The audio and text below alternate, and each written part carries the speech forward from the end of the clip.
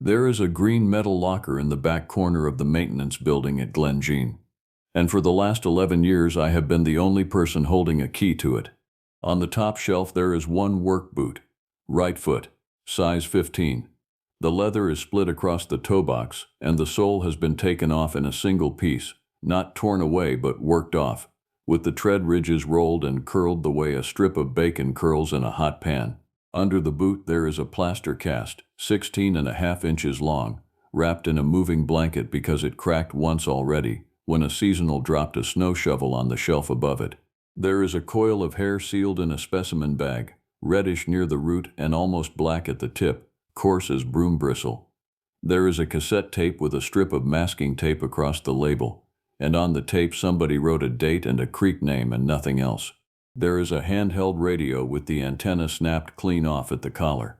And there is a bundle of 9 hickory sticks, each one about the length of my forearm, bound together with baling wire in a pattern I have never once been able to copy, no matter how many evenings I have spent at my kitchen table with a spool of wire and a photograph propped against the sugar bowl.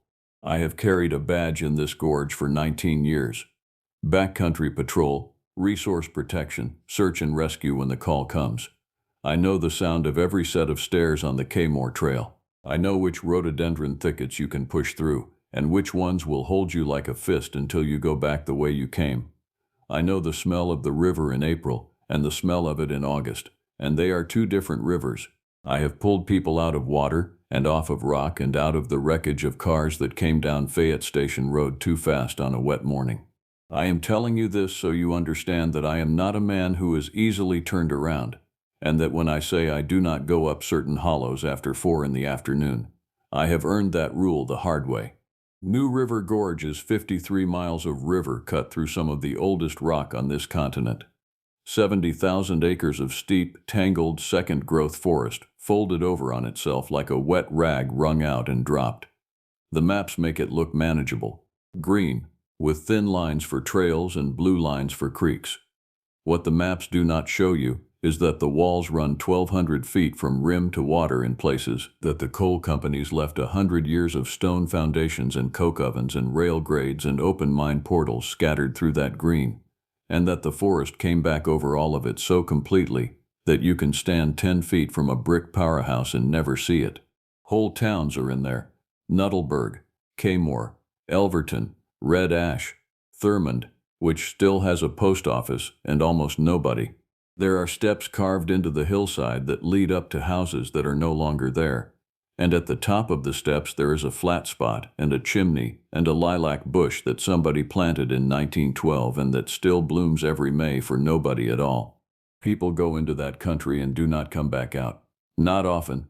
Not enough to make a pattern that would show up in a spreadsheet in some regional office. One every few years.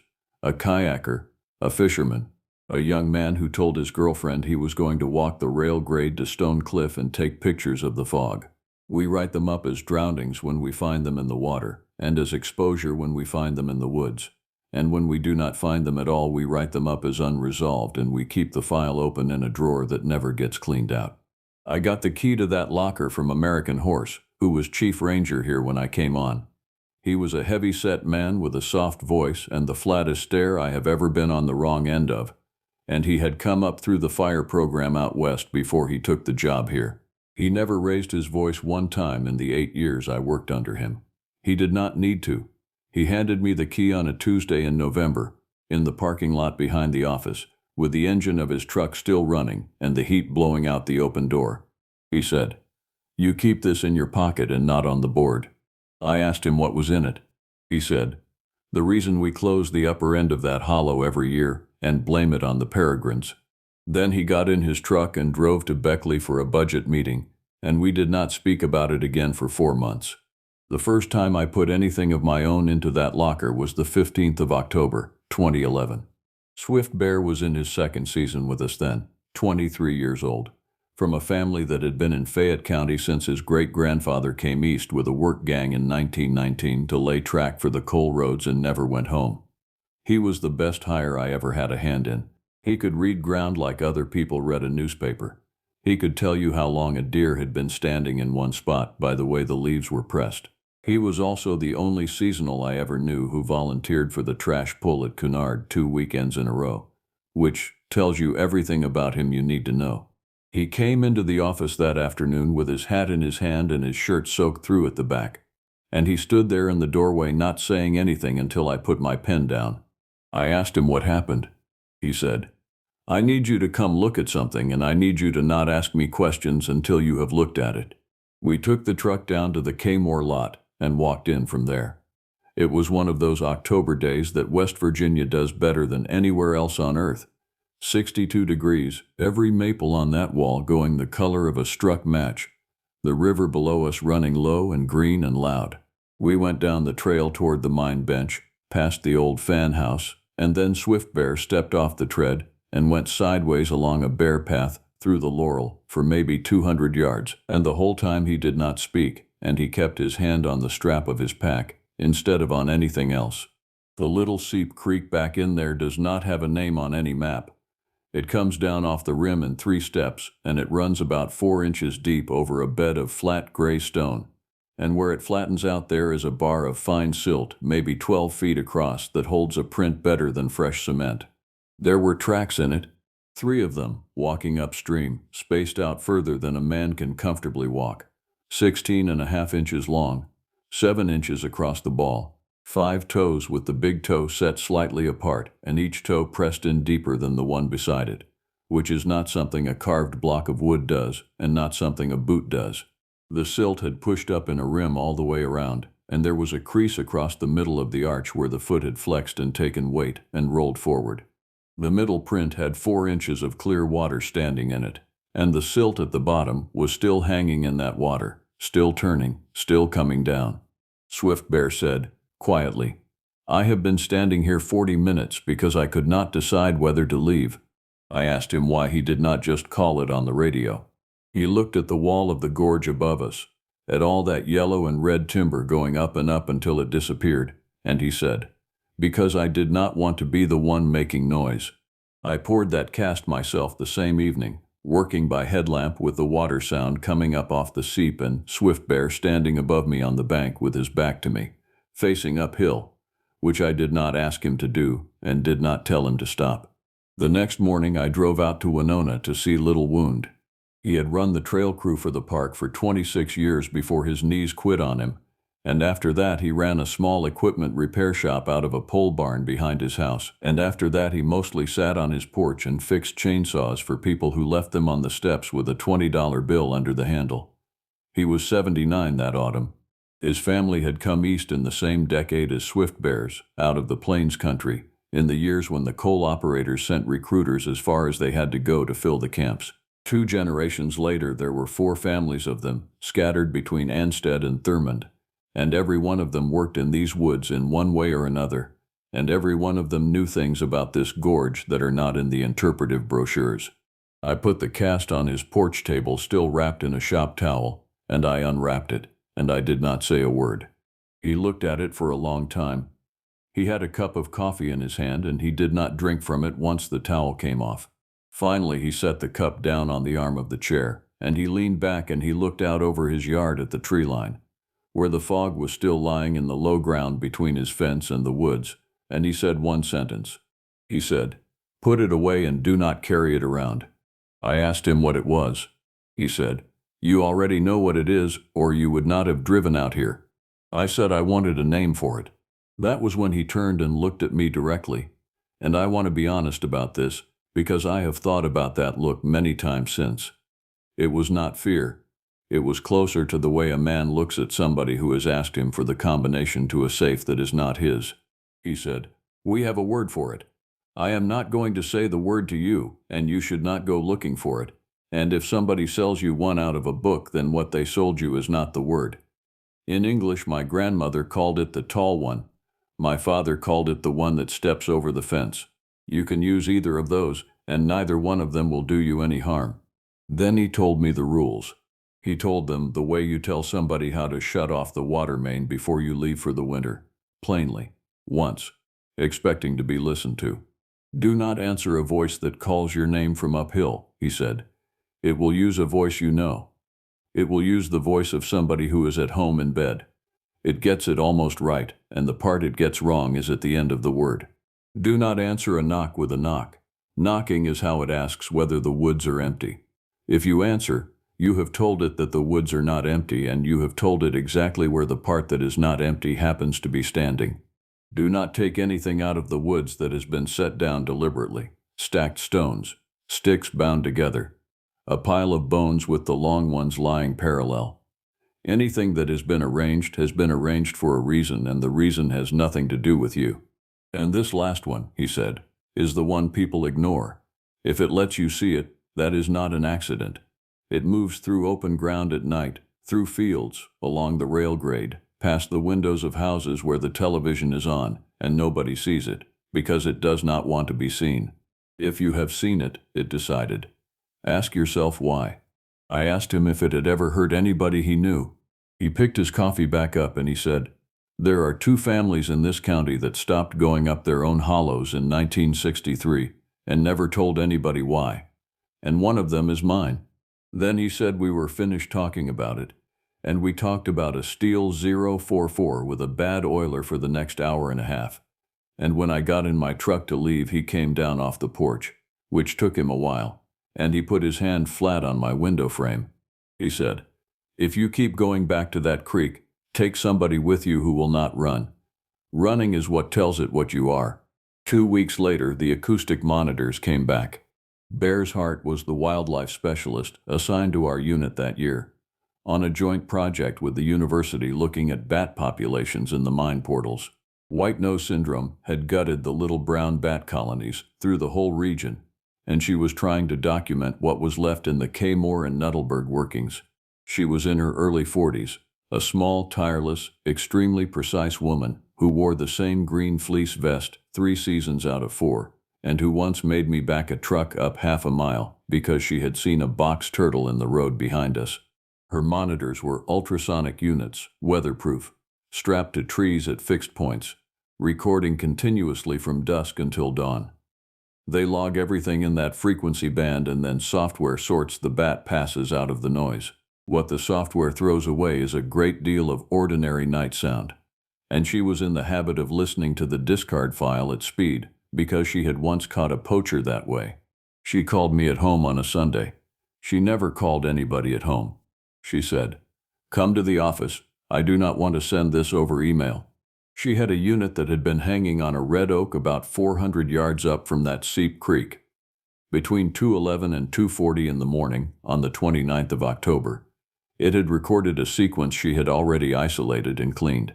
She played it through the desk speakers with her arms folded, and she watched my face instead of the screen. The first thing was a knock, wood on wood. 1, then a pause of about 3 seconds, then 2 together. It was not a woodpecker, and it was not a limb falling. It had the specific dull ring of a heavy stick swung against a standing trunk, and you could hear the trunk answer. 40 seconds later, there was another one, further off, from a different bearing. Same pattern. 1, then 2. Then, at the very end of the file, close to the microphone, close enough that you could hear the breath in front of it, there was a voice. It was a low voice, and it went up at the end, and it was speaking a name. It said the name 3 times with a pause between each one, the way you call for a person who is out of sight but not out of earshot, the way you call from a porch at supper time. The name it was saying was Swift Bear. Bear's Heart stopped the file, and neither of us said anything for a while. Then she said, "He has never been up there at night. I checked the duty log. Nobody has said that name into those woods. If you are still with me this far into it, do me a favor before we go any deeper, because the next part is where this stopped being something I could file. Tap the like button, and if you have a story out of these mountains that you have never put in writing, put it in the comments where somebody else who needs it can find it, and subscribe so the channel can keep bringing you accounts like this one. It matters more than you would think." I put the cast in the locker that night. I put a copy of the audio file in there too, burned onto a disk, because I did not trust it on a server. And then I did what a great many people in this line of work do when something will not fit in the paperwork. For 14 months, I did nothing at all. The call came in on the 2nd of January, 2013, at 10:20 in the morning, from a woman in Charlottesville who had not heard from her brother since Sunday evening. His name is in the file, and I am not going to use it here, because his sister is still living and she reads everything anybody writes about that winter.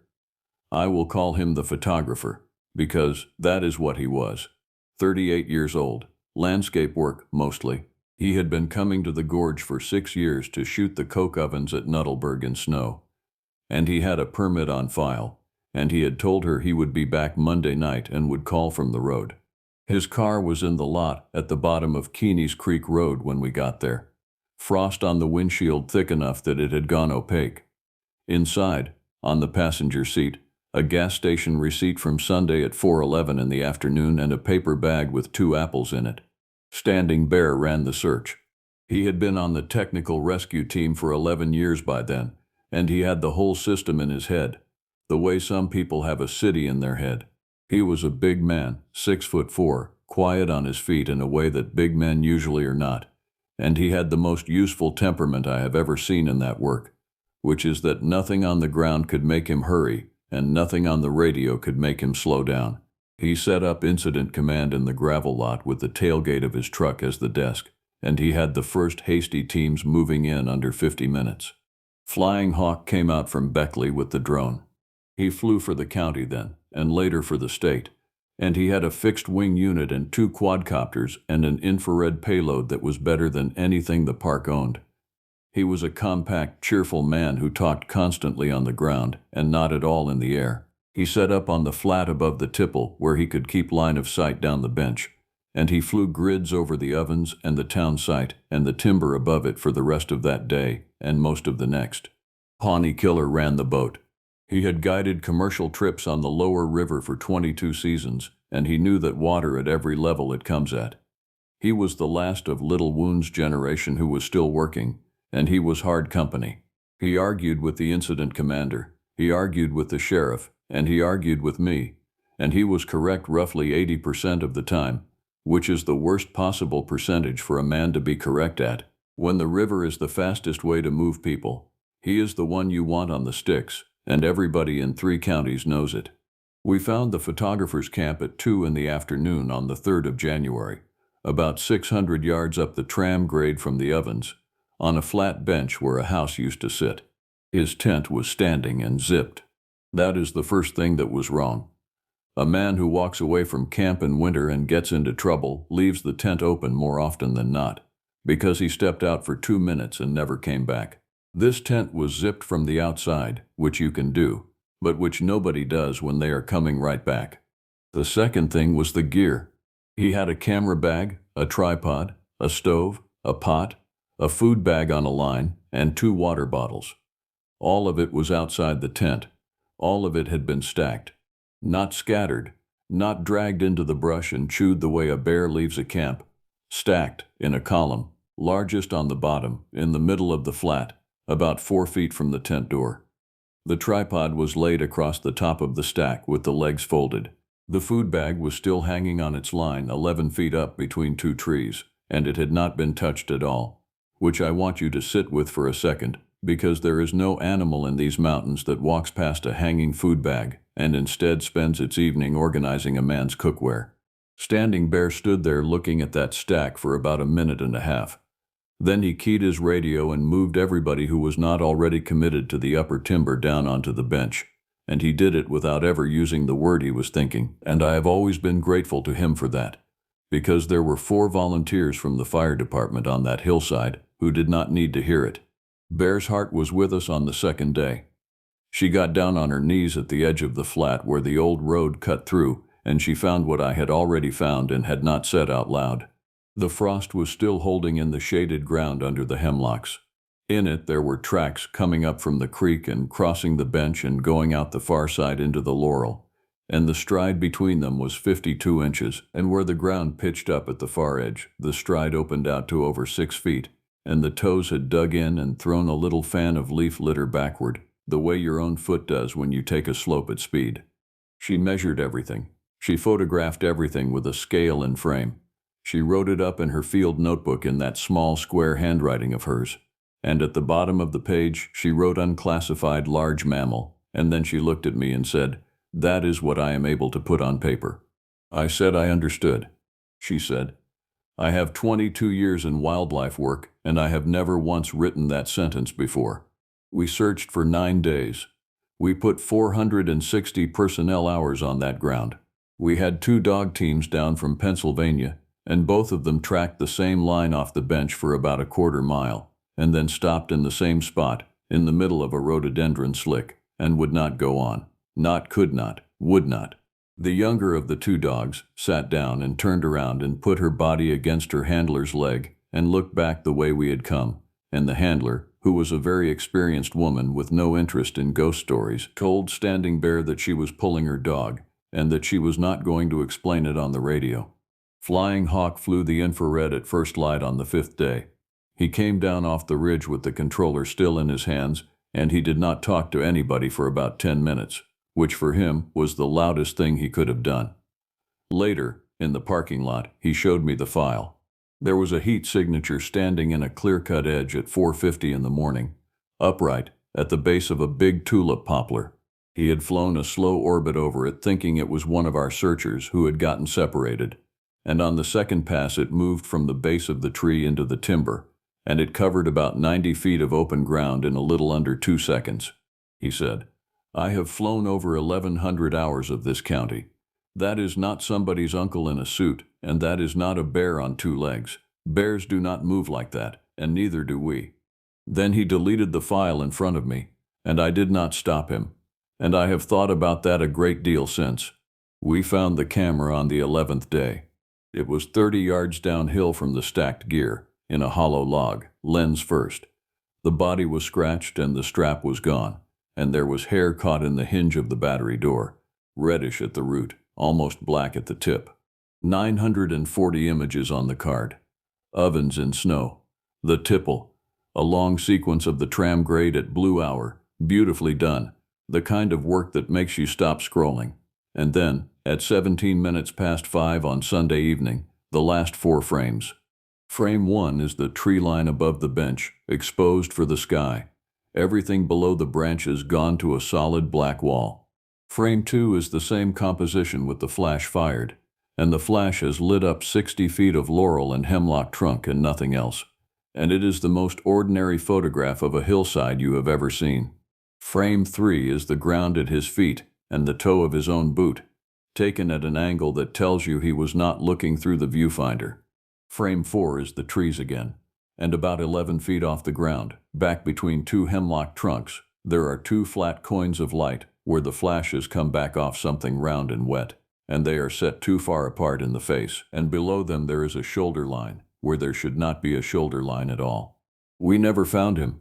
The file is still open. The official cause of the trail closure that spring was hazardous structures at the tram grade.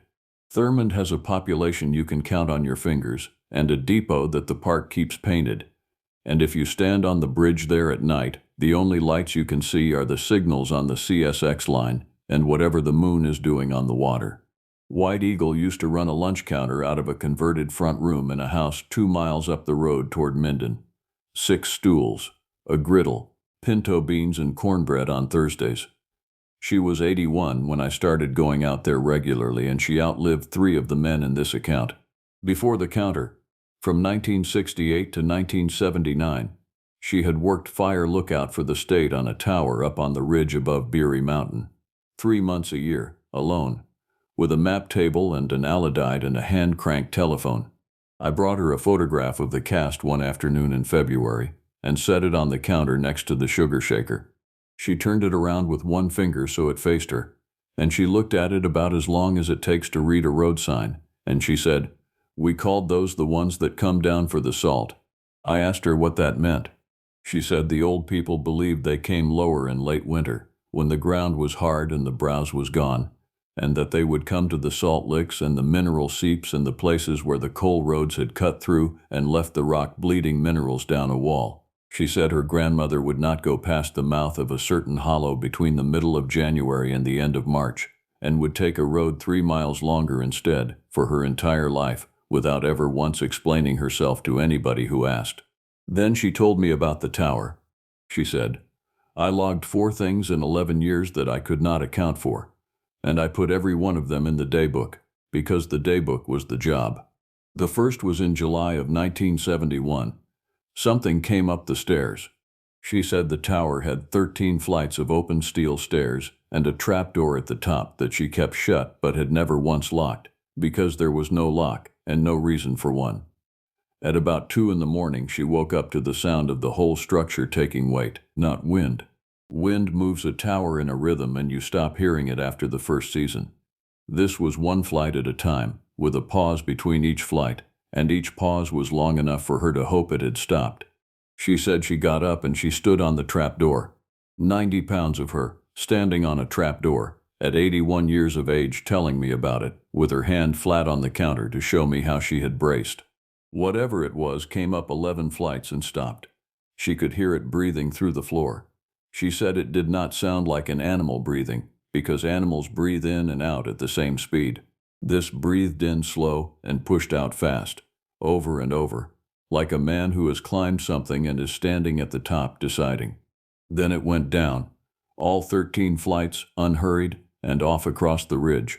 In the morning she went down and found that the handrail on the 9th flight had been bent outward, and there was hair in the joint where the rail met the upright, and the metal step edges had a fine gray dust ground off them that she had never seen before or since.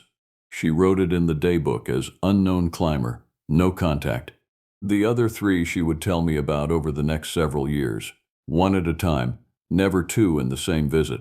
I tell you about White Eagle now because of what happened at Stone Cliff on the 9th of March, 2015, when I understood in my body what she had been telling me in words. Swift Bear and I were doing a night patrol on the rail grade. 2 reasons. There had been a run of vandalism at the old station foundations, somebody digging with a mattock looking for bottles, and there had been 3 separate reports in 10 days of people camping illegally down the grade toward the Dunloop Creek confluence. We parked at Stone Cliff at 10:40 and walked in with headlamps off, which is a thing you can do on the grade because the ballast is regular and the way is straight and your eyes come around after 20 minutes. It was clear and about 38 degrees, and there was a half-moon low over the west wall. The river on our right was running high and steady, with a sound like a freight that never arrives. At a little after midnight, about 1.25 miles in, Swift Bear stopped walking. He put his hand out flat behind him, which is a thing he did instead of speaking, and I stopped, and we stood there. There was something moving on the slope above the grade, parallel to us, about 80 feet up and about 100 feet back. It was not being quiet. That is the part one have never been able to make people understand. Every deer, every bear, every coyote I have ever had beside me in the woods at night is trying, in its own way, to be less than it is. This was not. It came along that slope through Laurel and Blowdown at exactly our pace, and it broke sticks, and it slid on the leaf pack, and it did not care. And when we stopped, it stopped, and when we started again, it started again. And the interval between us never changed by more than a few yards for 11 minutes. I know it was 11 minutes because I looked at my watch when it began, and I looked again at the end, and I have those 2 numbers written in the front of a notebook that I still have. Then the smell came down the slope with the cold air. It is described the same way by everybody who has been near it, and the descriptions are useless until you have smelled it. Wet dog is close. A horse in a hot barn is closer. Under it there is something turned, something at the bottom of a chest freezer that lost power in July. It came down onto the grade in a body of air, all at once, and my eyes watered. Swift Bear said, very quietly, without turning his head, "Do not run." I said I was not going to run. He said, "I know. I am saying it for me." Then there was a knock. 1, pause, 2. It was maybe 60 yards off, and it was above us, and it was hard enough that I felt it in the ballast under my boots. And from somewhere much further away, from across the river, from the other wall of the gorge entirely, a 1/4 mile of open water away, something answered it. 1, pause, 2. We walked out. We did not run. We walked at the same speed we had come in, and it took us 35 minutes, and neither of us said one word the entire way. And it stayed with us on that slope for the first 20 of those minutes, and then it did not. When we got to the truck, Swift Bear stood at the door with his hand on the handle, and he did not open it. He said, I have wanted to see one since I was 9 years old. I asked him if he still did. He said, I want to have already seen one. That is different. I put the notebook page in the locker. 2 weeks later, I drove up to Ansted and knocked on the door of a man named Narrow Escape. He was 93 and he had been called that his whole life, and so had his father, because in 1880-something, an ancestor of theirs had come out of a bad situation on the plains alive, when nobody else in the party did, and the family had carried the name East like a piece of furniture too heavy to leave behind. He had been a mine electrician at the Leyland and Rush Run operations. He had been underground in this county for 31 years. He had lost 2 fingers on his left hand and most of the hearing in his right ear, and he sat in a recliner with an oxygen line under his nose and watched the television with the sound off. I asked him about 1963. He turned the television all the way off, which his daughter told me later he never did for anybody. What Narrow Escape told me that afternoon took about 20 minutes, and I have never repeated most of it. In the autumn of 1963, there was a roof fall in a section of an operation that no longer appears on any current map. In a drift that had been driven into the side of a hollow above a creek that I am not going to name. 3 men were behind the fall. They got 2 of them out in 11 hours. The third one they did not get out until the following afternoon, and when they got to him he was sitting up against the rib with his lamp off and his water tin empty, and he would not come out. Narrow Escape was on the recovery crew. He said the man was not hurt, not a scratch on him. He said the man kept his eyes shut the entire time they were bringing him down the drift, and he kept saying that they should put the seal back. I asked what seal. He said that when they had driven that heading in 1951, they had broken into a natural void. Not a working, not an old room, a natural cavity in the rock with a floor of dry silt. And in the silt there were footprints. And the footprints were not made by boots, and they went in both directions. And there was a smell in there that put 2 men on their knees. They sealed it with block and mortar the same week, and they never wrote it up, because writing it up meant a stoppage, and a stoppage meant the whole section idle. And in that county in that year, a man did not do that to 120 other men over a hole in the rock. The roof fall in 63 had come down within 40 feet of that seal. He said, and this is close to word for word, we put it back double thick and we put a rail across it, and after that the 2 families that lived up that hollow moved down to the highway inside of a year, and nobody asked them why, because everybody knew. I asked him if he had ever seen anything himself, outside. He held up his left hand with its 2 missing fingers, which he had lost in a coupling accident in 1970, nothing to do with any of this, and he said, I have seen one time, and I am not going to spend one of the days I have left putting it in a stranger's ear. Then he turned the television back on, and that was the end of it, and he died 14 months later. Now I have to tell you about Lone Horn, and this is the part of the account that I have never given to anybody in an official capacity, and it is the reason there is a locker. Lone Horn lived up a hollow off the Cunard Road, on a piece of ground his family had held since before the park existed. 31 acres, in holding, grandfathered, with a right-of-way across parkland that had been fought over by lawyers twice and settled both times in his favor. There was a house, a smokehouse, a collapsed barn, a spring box, and about 400 feet of woven wire fence along the upper edge of the pasture where the mowed ground stopped and the timber started. He was 86 in the spring of 2017. He lived alone with 2 dogs that never once barked at me and never once left the porch after sundown. I had known him for years the way you know an inholder. You check on them in ice storms. You bring them their mail when the road washes. You do not go up there without calling first, and there is no cell service, so calling first means stopping at the bottom and blowing the horn twice and waiting. That April he called the office and asked for me by name, which he had never done. When I got up there he was sitting on the porch step with a shotgun across his knees that he was not holding like a man expecting trouble. He was holding it like a man holds a tool he has finished using. He said, I am going to tell you something, and then I am going to ask you for something, and you are not going to like either one. He took me around behind the smokehouse. There was a flat piece of sandstone there, about the size of a truck hood, set level in the ground, worn smooth in the middle.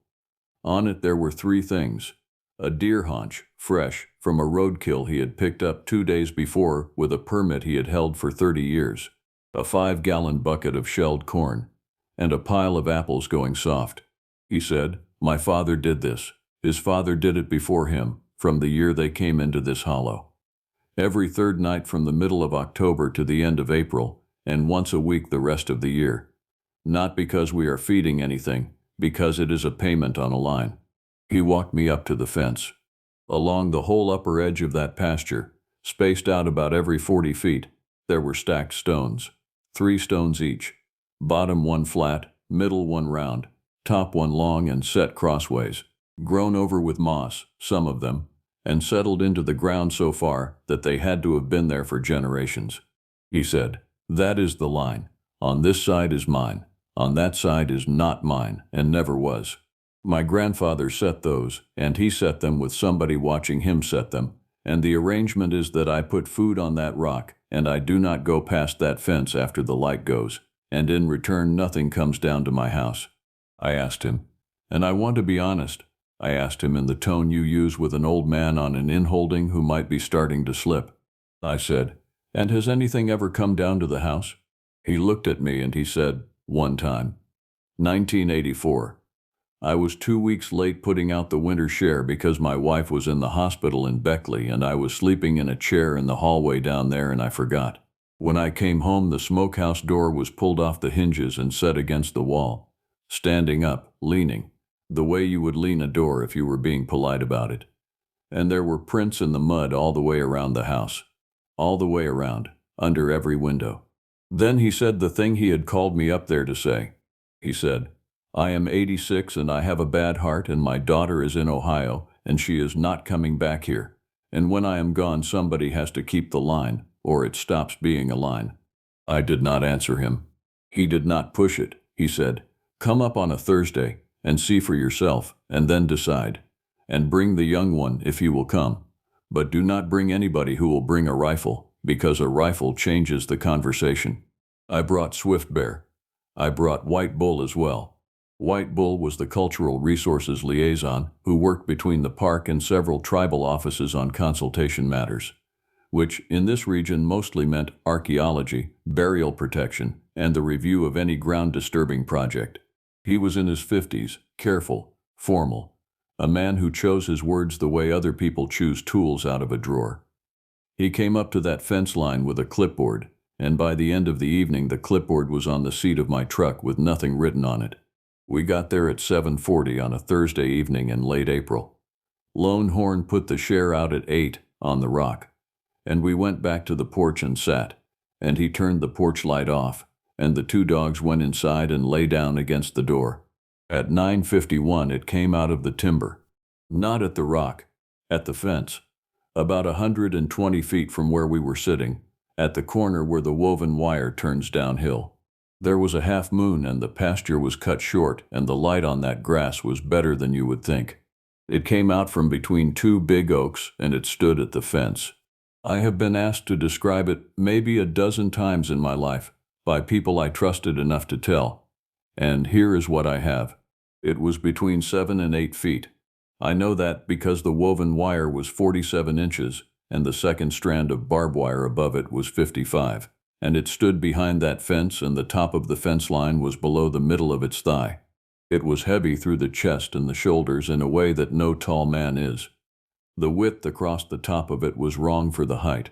The head sat low and forward with almost no neck showing, and it turned that head by turning from the waist, in one piece, which is a thing you notice immediately and cannot stop noticing afterward.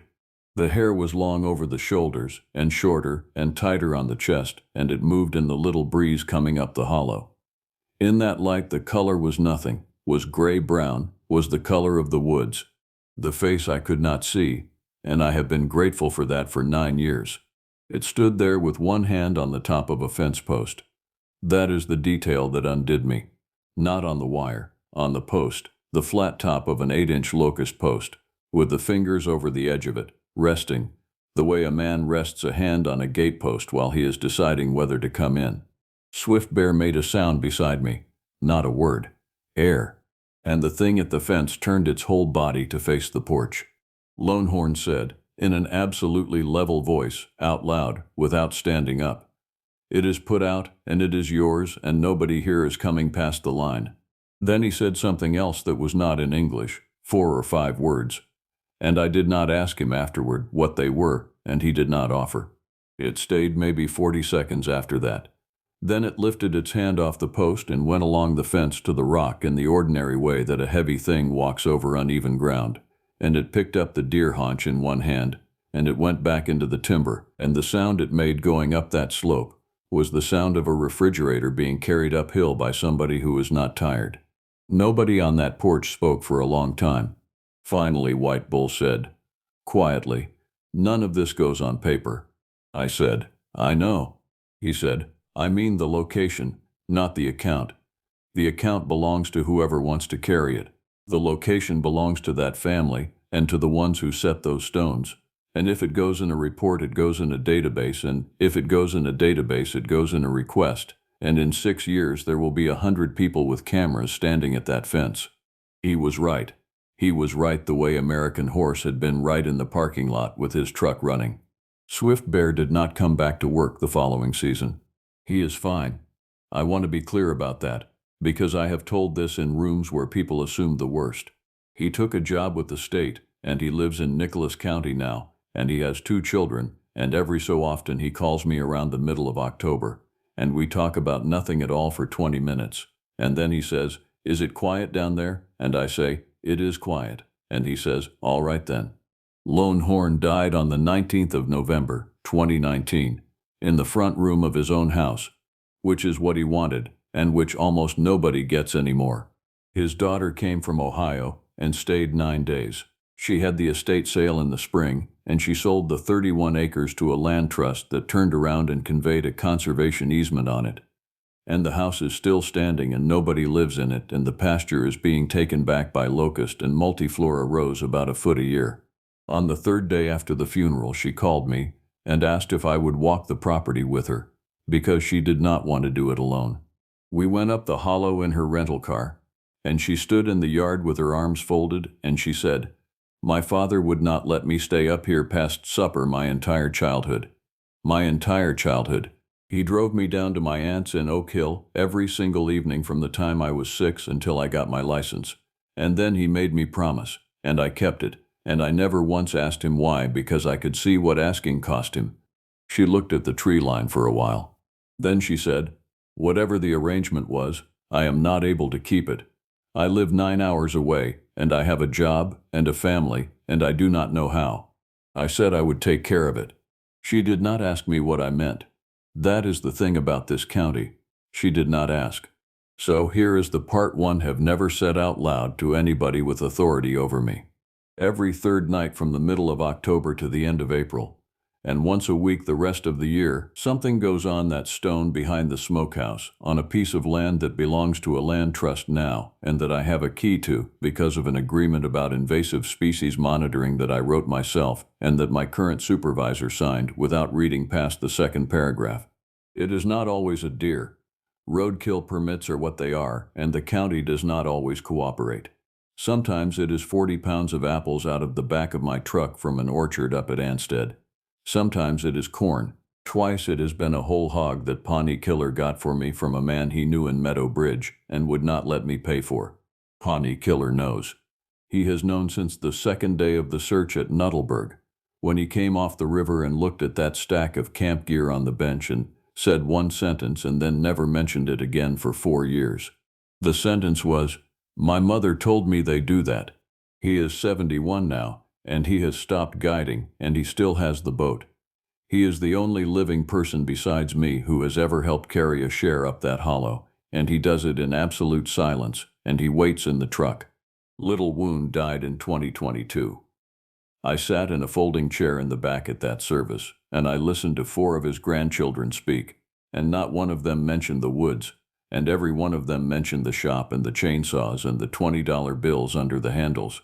Afterward, one of them, a woman about 30, came and found me in the parking lot and said, "You are the ranger. He told me if I ever met you I should tell you that the rule about running still holds." I said, Tell him I never ran, she said. He knew.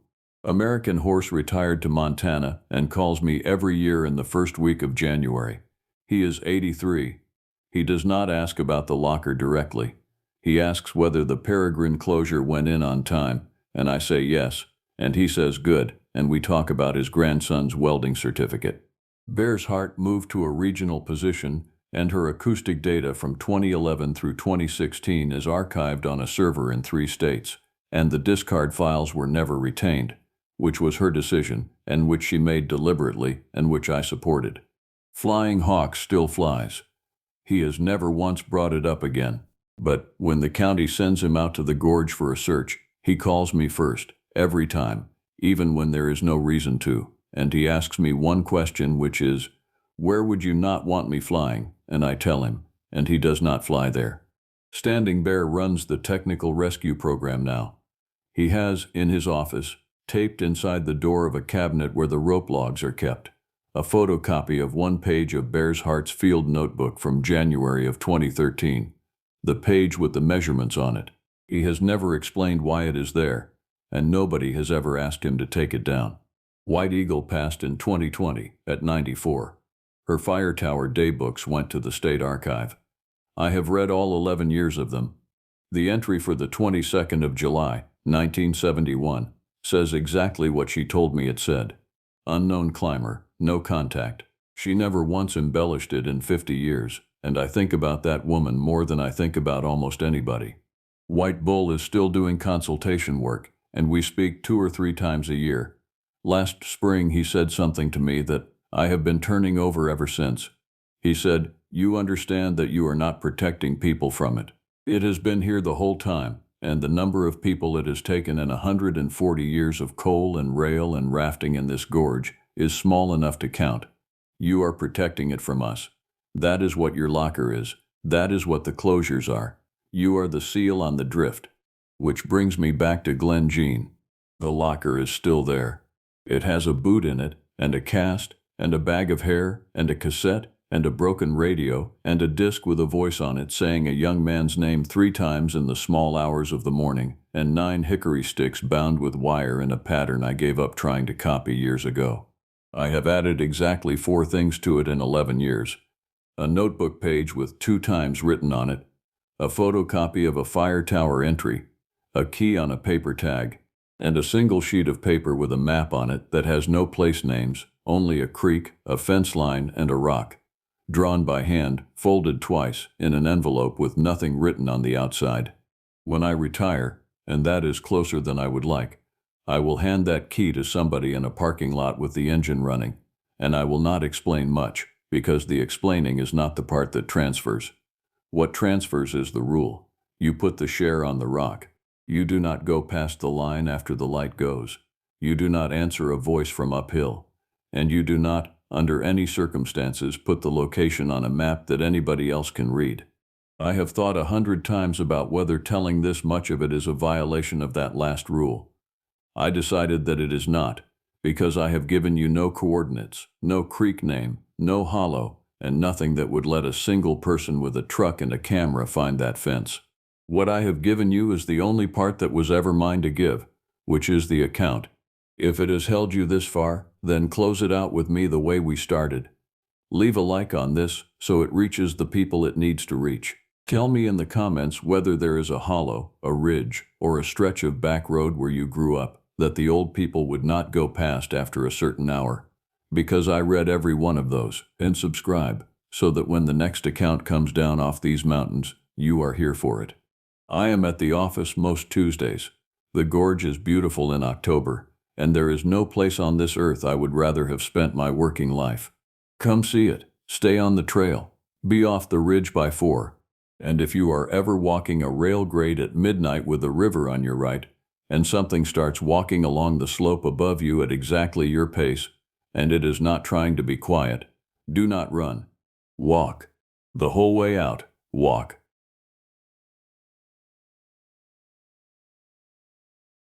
I am a park ranger in the Appalachian Mountains. The hikers who vanished left their tents standing. Somebody had stacked 7 river stones on the hood of my patrol truck, and the nearest moving water was 2 ridges over, down a slope that no person climbs after sundown. They were not thrown there. Thrown stones scratch paint and roll off. These were placed. Largest on the bottom, smallest on the top. Each one turned so that its flat face sat true against the one beneath it. The whole column standing about the height of a coffee mug, dead center on the hood, directly in front of where my hands would go on the wheel. The stones were wet. They had come out of running water inside the hour. I stood in the gravel pullout at milepost 22 on Skyline Drive, with my flashlight in my fist and my supper going cold in the passenger seat. And I did the thing they train you to do, which is to look at everything except the object that has your attention.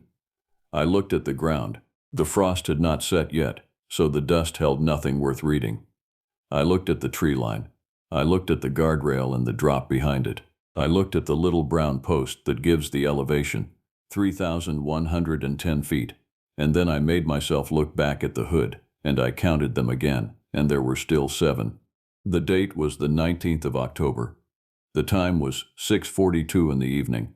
I know this because I wrote it in the log before I wrote anything else, which is a habit that has saved me more trouble than any other habit I own. Log the time first. Whatever happened, the time is the one part of it nobody can argue with you about later. I had been a backcountry ranger in this park for 11 seasons by then. District 2, which runs from Thornton Gap down past Old Rag and takes in Nicholson Hollow, White Oak Canyon, Cedar Run, Hazel Mountain, and about 90 miles of trail that a person can walk for a whole day without meeting a soul in the off-season. My call sign was 214. My uniform shirt had a name tape over the pocket that people misread constantly, and I stopped correcting them somewhere around my 4th summer, because it turns out that a visitor who is worried about a bear does not care very much what you are called. I picked up the top stone. It was smooth, gray, palm-sized, and cold in a way that went past the temperature of the evening. I turned it over. Nothing on it. No mark, no scratch, no meaning I could see. I set it back exactly where it had been, which I could not have explained to anybody. And then I keyed my shoulder mic. Dispatch answered on the second word. Delphine Two Strike had been running the radio room at headquarters for 19 years, and she had a way of saying a call sign that told you, in 2 syllables, whether she was busy, whether she was annoyed, and whether you were about to have a long night. That evening she sounded tired and careful at the same time. Go ahead, 214. I told her that I had a possible visitor contact at the milepost 22 overlook, non-emergency, nothing to dispatch. She asked if I needed a plate run. I said no.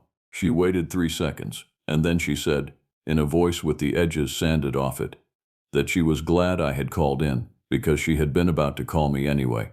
There was an overdue party. A solo hiker, male, 31 years old, permit pulled for 2 nights in Nicholson Hollow. Expected out at the Old Rag Fee Station on the 17th. 2 days gone now. Family called Virginia State Police. State Police called the park. The park called Delphine. And Delphine had already sent a seasonal down the fire road to check the trailhead lot for the vehicle. I asked who she had sent. She said, "Little wound." I stood there in the pullout, with the cold coming off the ridge, and my flashlight beam laying a white oval across 7 wet stones. And I felt something in the back of my neck that I have felt maybe 6 times in my life and have never once been wrong about. Ansel Little Wound was 23 years old. It was his first season. He had come to us in June out of a 2-year program in natural resources, all elbows and enthusiasm, the kind of young man who asks what a plant is called and then writes the answer in a notebook he keeps in his chest pocket. He was quick. He was polite to visitors, even when the visitors did not deserve it. And he had a bad habit of walking farther than he told anybody he was going to walk. I told Delphine to raise him. She raised him. Nothing. She raised him again, and then she went to the repeater on hogback and tried it that way, and there was still nothing, and she told me that his last transmission had been at 5:51, reporting a silver hatchback with Maryland plates in the Nicholson Hollow lot, no note on the dash, frost on the windshield, and that he was going to walk in a quarter mile to check the register box at the trail junction. A quarter mile. That is 8 minutes for a young man in good boots. It was 6:50 by then. I got in the truck. I want to be honest about the next part. because if I am going to tell this at all, I am going to tell it straight. I got in the truck, and I put my hand on the key, and I looked through the windshield at that little tower of river stones sitting on my hood, and I did not knock it off. I could have. It would have taken one swipe of my arm out the window. I drove the whole 9 miles down off the mountain, with those 7 stones balanced in front of me, taking the switchbacks at a crawl so that they would not fall. And I did not think about why I was doing it until much later, when there was time to think about anything. By the time I hit the bottom of the mountain, my supervisor was on the air. Marla Red Cloud was the district ranger, and she had been my supervisor for 6 years and my friend for longer than that. She was 54. She had come up through fire. She had a burn scar on the back of her right hand from a shelter deployment in Idaho in 1998, and she had never in her life raised her voice on the radio because she believed, correctly, that a calm voice on a radio does more work than a loud one. She said my call sign. She said that she was rolling from headquarters. She said that she wanted Wendell Gall notified, and she said it in the flat way you say a thing when you have already decided and are only informing the air. Wendell Gall ran search and rescue for the northern half of the park. 22 years in the Army before that, most of it in places he did not discuss. If Marla was calling Wendell 40 minutes into a young ranger being off the air, then Marla was not treating this like a radio problem. I said, "Copy." She said, "214. I said, "Go ahead." She said, "When you get to that lot, you park facing out." I have replayed that sentence more times than I can count. She did not say, "Be careful." She did not say, "Wait for backup." She said, "Park facing out," which is a thing you say to somebody when you want them to be able to leave in a hurry without turning around. And it meant that she already knew something that I did not. Before I go any further into this, I want to say one thing, because there is a stretch coming that I have never put into words for anybody outside of 2 people. And I would rather say it now, while I still have my nerve. If this is the kind of story you want to hear, the kind that happened to a real person on a real mountain, then subscribe to the channel and leave a like so that these get put in front of the people who go looking for them. And if you have ever found something stacked, balanced, or arranged out in the woods where no hands should have been, put it in the comments. I read them. I have reasons for reading them. The Nicholson Hollow lot is small, unpaved, and hemmed in by rhododendron that grows over the parking spaces like it is trying to take them back. When I came down the last of the gravel with my headlights swinging, I saw the silver hatchback with the Maryland plate sitting nose in against the brush, and I saw the government sedan Ansel had signed out parked beside it. Driver door standing wide open, dome light burning, keys in the ignition, and the little chime going ding, ding, ding into the trees. His flat hat was on the passenger seat. Nobody in this outfit leaves the hat. I parked facing out. The first thing I did was shut the sedan door, because that chime was going to make me stupid, and stupid is expensive at night. The second thing I did was walk the lot with my light, and what I found was ordinary. Frost starting on the hatchback windshield, a gum wrapper, 2 beer cans that had been there since summer by the look of the rust on the pull tabs, tire tracks belonging to the 2 vehicles present and nothing else. No sign of a struggle, no drag, no blood, no torn cloth on the rhododendron. Just a young man's hat on a passenger seat and a trail going up into the hollow with the gray of the sky closing behind it. I stood at the trailhead, and I did the loudest thing a person can do in the mountains, which is nothing. I shut my light off. I let my eyes come around, and I listened. You need to understand what a hollow in these mountains sounds like in late October, because it matters. It sounds like water. Nicholson Hollow runs the Hughes River right down its throat, and the sound of it fills everything and hides everything, which is why hikers get separated in there and why searchers hate it.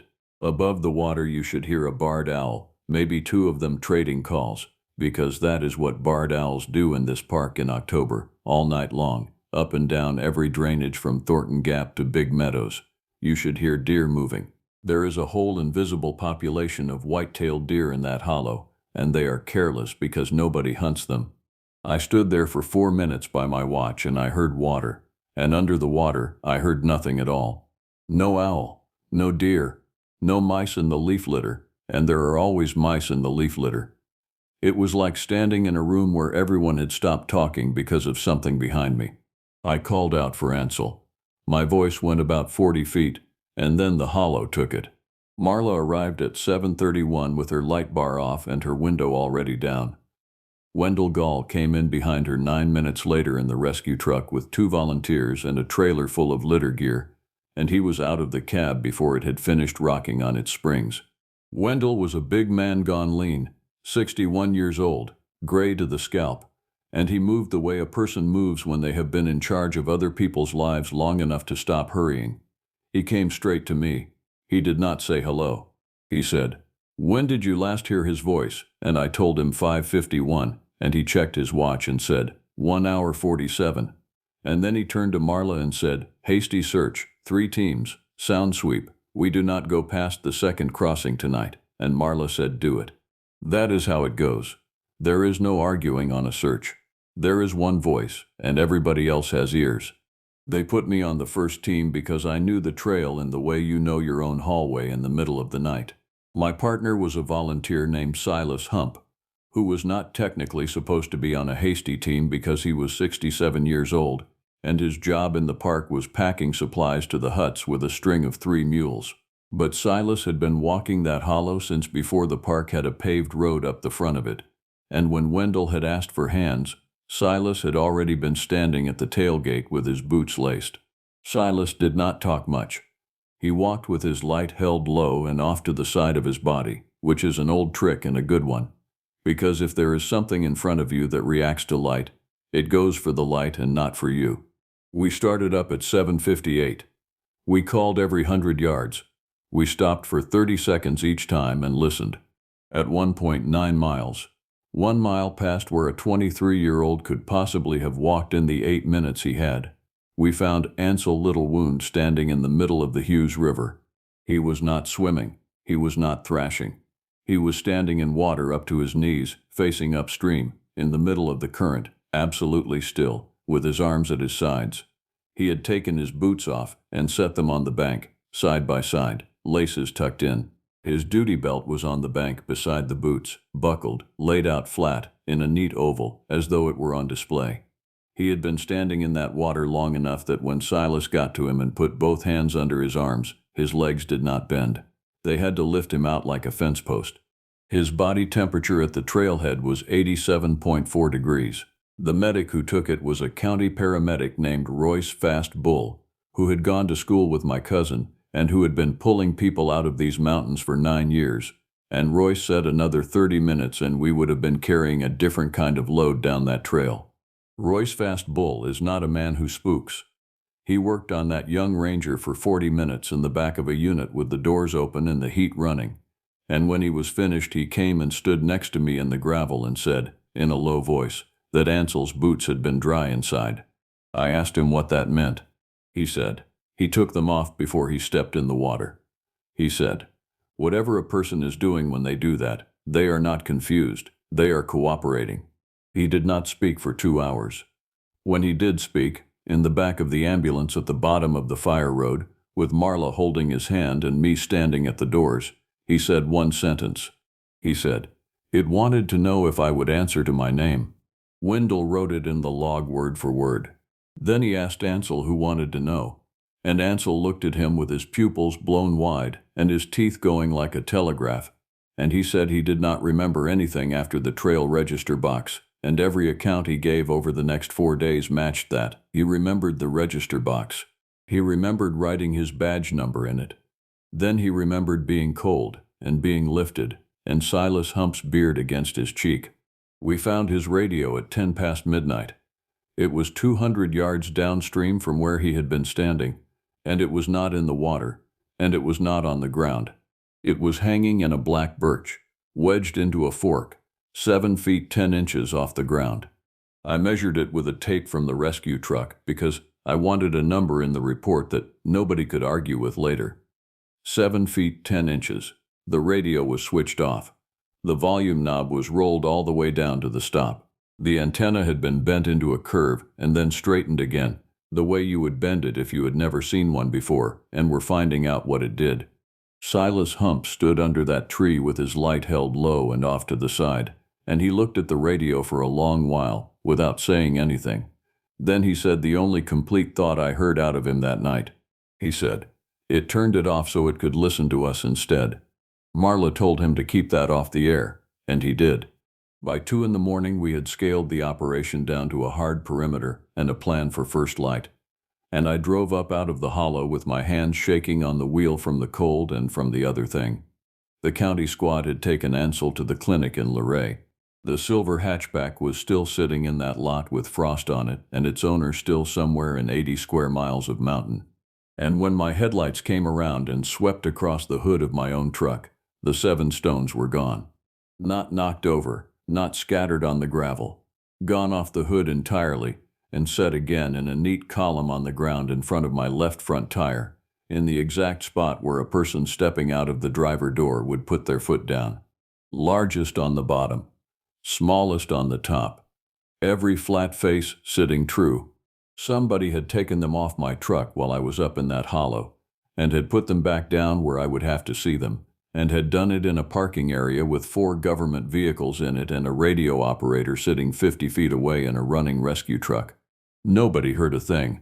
The missing hiker was named Corey Ballard, 31, from Rockville, a data analyst with a clean permit history and 4 previous trips into this park. All of them logged, all of them uneventful. His family sent us photographs. In every one of them he is smiling with his mouth closed, the way people do who are self-conscious about their teeth. We searched for Corey Ballard for 9 days, with an average of 42 people on the ground, 2 dog teams out of the Blue Ridge unit, a helicopter out of the State Police Aviation Section on 2 of those days, and a grid pattern that Wendell Gall drew on a wall map in the maintenance bay with a grease pencil and refused to let anybody modify. We found his tent on the 2nd morning. It was pitched at a legal site 3/10 of a mile off the trail in a flat of tulip poplar, and it was standing, and it was zipped. Inside was everything a man needs to stay alive in the mountains in October. Sleeping bag, unrolled and used. Stove. 2 days of food in a bare canister that had been properly locked. Water filter. Rain shell. Phone at 61%. No signal. Last photograph taken at 4:19 in the afternoon on the 16th. A picture of the creek that shows nothing whatsoever except a creek. Boots gone. Headlamp gone. Everything else present. A man who walks away from a tent in the mountains has left in one of 3 states. He is confused, he is running, or he is following. Confused men take their packs. Running men take nothing, which is what this looked like. Following men take a light, which is what he had done. Junia Rain in the Face came up from the wildlife office on the 3rd day with 200 pounds of equipment in a government pickup, and a look on her face that told you she had already read the reports and did not believe most of them. Junia was the park's wildlife technician for the Northern District, and she had spent 14 years putting collars on black bears and getting bitten by things that were not supposed to bite. She was small, blunt, and completely without patience for anybody who wanted to be excited before the evidence was in. Her first words to me were, "Show me the tree with the radio in it," and her second words, after she had looked at it for a full minute, were, "That is a bad height." I asked what she meant. She said that 7 feet 10 is a bad height because it is above every reaching animal in this park, and below the branch structure a bear would use to climb. She said that if a bear had wanted that radio, it would have chewed it, and if a person on somebody's shoulders had wanted that radio, they would have left 2 sets of prints in the mud at the base of that tree. And there was 1 set of prints at the base of that tree, and it was mine from when I had measured. Then she put out her cameras. She set 11 of them over 3 days. Trail junctions, the creek crossings, the ridge above the old cabin, 2 on game trails that only she could see, and 1, at my request, in the parking lot, aimed at the front of my truck. She also set 4 audio recorders, which are simply weatherproof boxes that listen and write everything to a card, and which she normally used for counting bats and owls. On the 4th day she came back with the tracks. There were 14 of them in a run of soft ground above the 2nd crossing, laid down after the rain on the 21st, which meant they were less than 19 hours old. Junia measured every one of them and photographed every one of them with a scale bar and a north arrow, because that is the kind of person she is. The tracks were 16 1/4 inches long and 6 3/4 inches across at the widest. 5 toes, the big toe not opposed, all of them pressed in deep. Stride length averaged 51 inches, which is a comfortable walking stride if your legs are long enough for it, and an impossible one if they are not. The part that shut everybody up was the crease. In the middle of the arch, in 9 of the 14 prints, the ground was pushed up in a soft ridge, the way it gets when a foot bends at a joint that a human foot does not have. Junia knelt over that ridge for a long time with her camera in her hands, and did not take a picture, and when she stood up her face had changed. She said, "I am not going to say anything about what made this. I am going to say that whatever made it has a break in the middle of its foot, and I am going to say that I have looked at 10,000 animal tracks and I have never seen it, and I am going to write both of those sentences in my report exactly like that." She wrote them exactly like that. I have a copy. The other thing she found, up on the ridge above the cabin ruins, was a set of 6 white-tailed deer skeletons. They were adult animals, all of them, and they had been dead between 1 and 3 months, and they were arranged, not piled, arranged, set in a rough circle about 11 feet across, each skull facing inward toward the center, spine and ribs trailing outward like the spokes of a wheel. There was nothing in the center. The bones showed no tooth marks that Junia could identify. Several of the femurs had been broken cleanly across the middle, which is a thing that takes more force than most people understand, and which coyotes and bears do not do because they have no reason to. Junia photographed it, took 2 bone samples, and then sat down on a log about 20 feet away and put her hands over her mouth for a while. That evening I drove to Stanley to see Theodore Spotted Tail. Teddy was 78.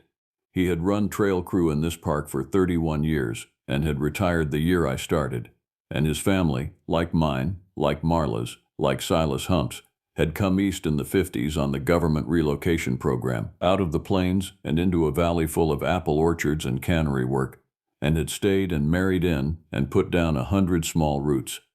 There is a corner of the Page County phone book that reads like a roll call from another country. Nobody outside the valley has ever noticed it. He was on his porch with a coffee can of screws in his lap, sorting them by size, which is what he did when he was thinking. I told him everything. The stones, the radio, the circle of deer, the crease in the middle of the foot. He listened all the way through without asking one question, which is a rare and expensive kind of listening. When I finished, he put the lid on the coffee can.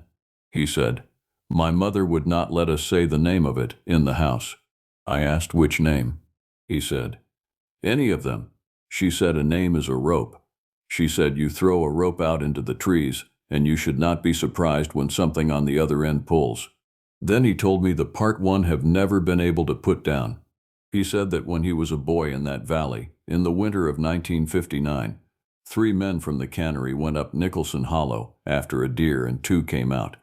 He said the one who came out was his uncle, and his uncle would not go into the woods again for the rest of his life, and would not say what had happened, except once, drunk, at a wedding, when he said that it had learned to say his brother's name by supper time, and had been saying it all night, from 4 different directions, in his brother's own voice, and that he had answered it twice before he understood.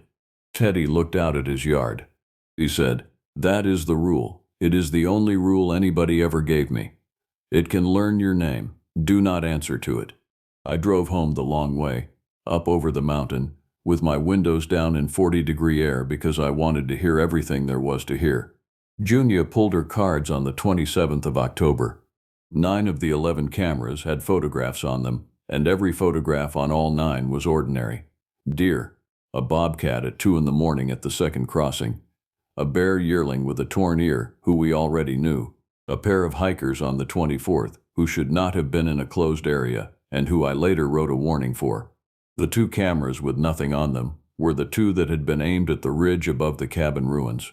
Both of them had recorded normally until the night of the 25th, and then both had gone to a blank card at 11:51 and 11:53 in the evening, 2 minutes apart, and both had been found the next morning turned around.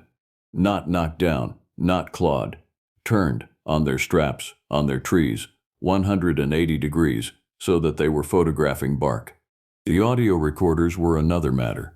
Junia sat with those files for 4 days in a windowless office in Luray with headphones on and a waveform on the screen. And on the 1st of November she called Marla and Wendell and me into that office and shut the door and said, "Before I play this, I want it on the record that I have no explanation and I am not offering one." She played recorder 3. It had been mounted 40 yards up the slope from the deer circle. The first thing on it is wood on wood. 2 hard knocks, spaced about 1 second apart, from somewhere to the left of the box. Then 11 seconds of nothing. Then 3 knocks from the right of the box, at a distance that Junia estimated at over 200 yards based on the fall-off, which means that whatever made the second set could not have made the first. Then it starts calling. I have listened to that file more times than is good for a person. The first calls are long and rising, and they sound, if you want them to, like a barred owl that has something wrong with its throat. Then they get lower. Then they stop being anything. At 4 minutes and 12 seconds into the file, something says a word. It says, Ansel. It is not a good imitation. That is the part nobody talks about who has not heard it. A good imitation would be easier. This was a voice that had the shape of a word, but not the machinery for it. All of the vowel and none of the consonant edges, like a word said through a wall of meat. It said it 4 times in a row, with a 2-second gap between each one, and each time it was in a different position, moving left to right across the slope, faster than a person can walk. At 5 minutes and 38 seconds, it says a second word. It says my name. Marla stopped the playback with her finger and looked at me and did not say anything. And Wendell Gall, who had spent 22 years being shot at, stood up and walked out of that office and did not come back for 10 minutes. Here is the thing about the recording that I have never been able to reason my way past. I had never once been on that ridge with my name spoken out loud. Radio traffic uses call signs. Ansel had never met me above the second crossing. The only place my name existed in that hollow was on the name tape of a uniform shirt, sewn above the pocket, in white thread on green, in letters an inch tall. If you have gotten this far, do me one small favor before we go up that mountain the last time, because the next part is where it stops being an investigation. Tap the like button, and if you want the rest of what came out of that district, subscribing is how you get it. And in the comments, tell me this. Have you ever heard your own name called out where nobody knew it? I have been collecting those answers for a long time now, and the pattern in them is not a comfortable one. We went up on the 3rd of November. It was Wendell's call, and I want to be fair to him. Corey Ballard had been gone 18 days. The formal search had been suspended on the 25th, which is standard, and which is also the worst day in any search, and Wendell had told the family himself, in person, in their kitchen. What we were doing on the 3rd of November was not a search. It was what Wendell wrote in the log as a limited reconnaissance of the upper hollow, 4 personnel, overnight, staging from Corbin Cabin. Corbin Cabin is a real place and you can rent it. It was built in 1909 by a man named George Corbin. It is 1 room of chestnut logs with a loft and a stone chimney. It sits low in the hollow beside the river, and it has no electricity and no road to it. You walk in 1 4/10 miles down a trail that drops 1,400 feet, which means that every step in is a step you will pay for on the way out. Wendell had reserved it under a government block for the night of the 3rd. The 4 of us were Wendell, Junia, Silas Hump, and me. Marla stayed at the top with the radio and the trucks, because somebody with authority has to be where the road is. Ansel Little Wound was still on light duty at headquarters and was not told we were going, and I want that in the record too, because he asked me later why I had not told him, and the answer was that I was afraid of what would happen if that hollow heard his voice again. We were down at the cabin by 4:15 in the afternoon. Junia set 2 recorders and 1 camera. Silas laid a fire but did not light it. Wendell walked the perimeter twice and marked the 2 exits, the trail up and the trail along the river, and told each of us to say out loud which one we would take, so that if we ran, we would all run the same way. Sunset was at 5:09. At 5:40, with the last light going gray in the gaps between the ridges, Silas Hump came in from the spring with the water jug and set it on the table and said, quietly, so that Wendell would not have to make it a thing on the radio, that there were stones on the step. There were 4 of them, largest on the bottom, smallest on the top. Every flat face true, wet, and the river was 30 feet away, and none of us had heard a single sound from that direction in an hour and a half. Junia crouched over them and took her photograph with the scale bar, because she is who she is, and then she stood up and put her back to the cabin wall and said, 4. I asked what she meant. She said, on your truck there were 7. Then it took them off your truck and put them on the ground. Now there are 4. She looked up the slope into the trees that were going the color of ash. She said, it is counting down. Wendell lit the fire at 5:50 because a fire is worth more than what it costs, and we sat around a table older than any of us with the shutters closed and the door barred, and 4 flashlights laid out in a row with their tails toward the door. Junia kept the log. She has a technician's hand, small and level, and I have that log in front of me now. I am going to read it to you the way she wrote it, because I could not improve on it and because I do not want you to think I am building anything. 6:21, 2 knocks, wood on wood, upslope, approximately 100 yards. 6:24, 2 knocks, downstream, approximately 300 yards, distinct source. 6:50, odor, strong, wet animal, ammonia, spoiled meat, present inside the structure. Wind is out of the northwest at less than 5. That smell is the thing that people leave out, and it is the thing that convinced me before anything else did. It came in through the chinking of a log cabin with the door barred, and it was so thick that Junia had to go to the wash basin and put water on her face, and it did not fade. It moved. It came from one side of the room, and then it came from the other, and the fire did not touch it. 7:40, first vocalization, long, descending, approximately 8 seconds. Not owl, not bear, not fox, not coyote. 8:10, impact on north wall, single, heavy. Silas Hump had been sitting with his hands flat on the table since the smell came in. When that wall took the hit, the whole cabin went half an inch, and every dish on the shelf came forward, and the lamp swung and did not stop swinging for a long time. Wendell put his palm on the log wall and held it there and looked at nothing, the way a man does when he is measuring something in his own body. He said, that is above my head. Junia wrote, impact height estimated above 2 meters, and then she put her pen down for the first time all night. 9:15. It began to circle. You could follow it. That is the detail I cannot get out of my head after all these years. It was not stealthy. It went around that cabin at a steady pace, and I timed 3 of its circuits at between 51 and 55 seconds each, over ground that would take a person in daylight 3 minutes, over rock and blowdown and root, in blackness, without one stumble, without one broken branch, for 2 hours and 40 minutes. At 11:02 it stopped at the door and said Wendell Gall's first name. It said it the way it had said Ansel's on that recording, all vowel and no edges, the shape of the word with nothing holding it together. But it was his name, and it was in Marla Red Cloud's voice. And Marla Red Cloud was 5 miles away and 1,400 feet up at the top of a mountain sitting in a truck. Wendell stood up. I want to be careful here. Wendell Gall was the steadiest man I have ever worked with. He had carried people off Old Rag in weather that grounded aircraft, and when that thing outside used the voice of a woman he had known for 20 years and said his name through 2 inches of chestnut log, he stood up out of his chair and took 1 step toward the door and opened his mouth, and Silas Hump came across the table and put a hand over it.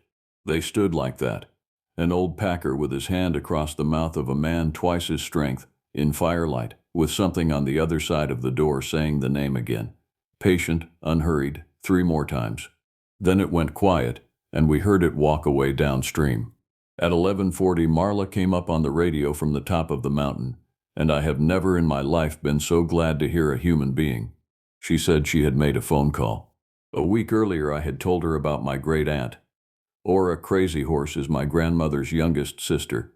She is 91 years old. She lives outside Kyle, South Dakota, in a house with a wood stove and a landline, and no interest whatsoever in owning a cellular telephone, and she is the last person in my family who remembers the old people talking the old way. I had called her from the parking lot in Luray after Teddy Spotted Tail told me about the cannery men, And Ora had listened to me for 11 minutes without a word, and then said, "You are asking the wrong question," and hung up on me, because she is also the rudest woman I have ever loved. Marla had called her that evening from the top of the mountain. She had held her cell phone up to the microphone of the radio and keyed the mic, which is a violation of about 6 regulations, and which saved us. The audio was terrible. The repeater chopped it. But we heard her. She said, "It is not hunting you. If it was hunting you, it would not knock first." She said, "It has been given something and it is waiting to be given the rest, and until it is paid it will keep coming to the door." Wendell asked her what it wanted, and I do not think he even knew he was talking to a 91-year-old woman on a mountaintop through a repeater. He just asked the air. Ora said, "Something that belongs to one of you." Not food. Food is for animals. It wants a thing with a person on it. Then the repeater ate most of a sentence, and what came through the other side of it was, "And do not go to it, and do not look at it, and nobody says thank you out loud with their own mouth." Junia asked, "How do we say it then?" And through 5 miles of bad radio, my great-aunt said, "You leave it, and you walk away, and you mean it. It knows what you mean." I sat there in that cabin and I thought about the stones. 7, then 7 again, then 4. I thought about the name tape on my shirt in white thread on green. The one thing in that hollow with my name written on it. The one thing that had been up on that ridge with me 100 times over 11 seasons while something watched from the tree line and learned. I took out my knife and I cut it off. It takes longer than you would think to cut a name tape off a uniform shirt. The thread is heavy. I cut it in a cabin with 3 people watching me, and nobody said one word to stop me. At 3:50 in the morning, Wendell opened the door. He opened it 8 inches, and Silas Hump held the lamp low and off to the side, and I put my arm through that gap and set my name tape on the flat stump beside the step, on top of 2 energy bars and a tin of sardines from Junia's pack, and I did not look up. That is the whole of it. I did not look up. Not because I was brave. I did not look up because I could hear it breathing about 15 feet away in the rhododendron, and I understood, in a way that had nothing to do with thinking, that looking was the last mistake I would be allowed to make. We barred the door. At 4:51, the first barred owl in 9 days called from across the river, and Junia wrote that down too, and then she put her head on the table and cried without making any noise at all. When the light came, the stump was bare. The stones on the step were gone. We walked out at 7:10 in the morning, 1 mile and 4/10 and 1,400 feet of climb, and none of us spoke until the trucks. Corey Ballard was never found. On the 8th of April the following spring, a fly fisherman working the Rapidan below the falls found a pair of hiking boots set above the high water line on a gravel bar. Side by side, laces tucked in, size 11. The tread pattern matching the photographs his family had given us. His initials inked inside the tongue of the left one by his mother when he was in college and never worn off. That gravel bar is 6.5 miles from Nicholson Hollow, across a divide, in a drainage that does not connect to the Hughes River by any water a body could travel. The investigation stayed open for 2 years, and then it went where those go. Junia Rain in the Face submitted her report on the 14th of November. 22 pages, 109 photographs, 4 appendices. She sent her 2 bone samples and 1 hair sample to a laboratory through the regional office. 11 weeks later she received a form saying that the samples had not arrived and that no chain of custody record existed on the receiving end. She refiled. It happened again. On the 3rd attempt she drove them to the laboratory herself in a cooler on the passenger seat, and the result that came back said degraded, indeterminate, consistent with unidentified mammal. She still works for the park. She has never put another camera above the second crossing. Wendell Gall retired the following autumn, 11 months early, which cost him a piece of his pension that he could not really spare. He moved to a house in Elkton with a view of the mountain from the kitchen window, and he keeps the blind on that window down. We have never once discussed the moment he stood up from that table, and we never will, because there is nothing in it that would do either of us any good. Silas Hump packed mules in this park for 6 more seasons. He would take a string up any trail in the district, and he would do it in weather that turned back younger men. He would not go into Nicholson Hollow. Not the trail, not the fire road, not the parking area. When the schedule required it, he traded the run, and he did not explain himself. And after that night, nobody ever asked him to. Theodore Spotted Tail died in the spring of the third year, at home, at 79, sorting screws. I was a pallbearer. On the morning of the burial, there were stones on the porch step of his house in Stanley, and I counted them, and there were 3. And I have never told his daughter, and I never will. Ansel Little Wound finished his season. He came back for one more, and in his second summer he put in for a transfer and got a desert park with 100-degree afternoons and sight lines that run for 40 miles, which I understood completely. He calls me every year in the third week of October. He never brings up the hollow.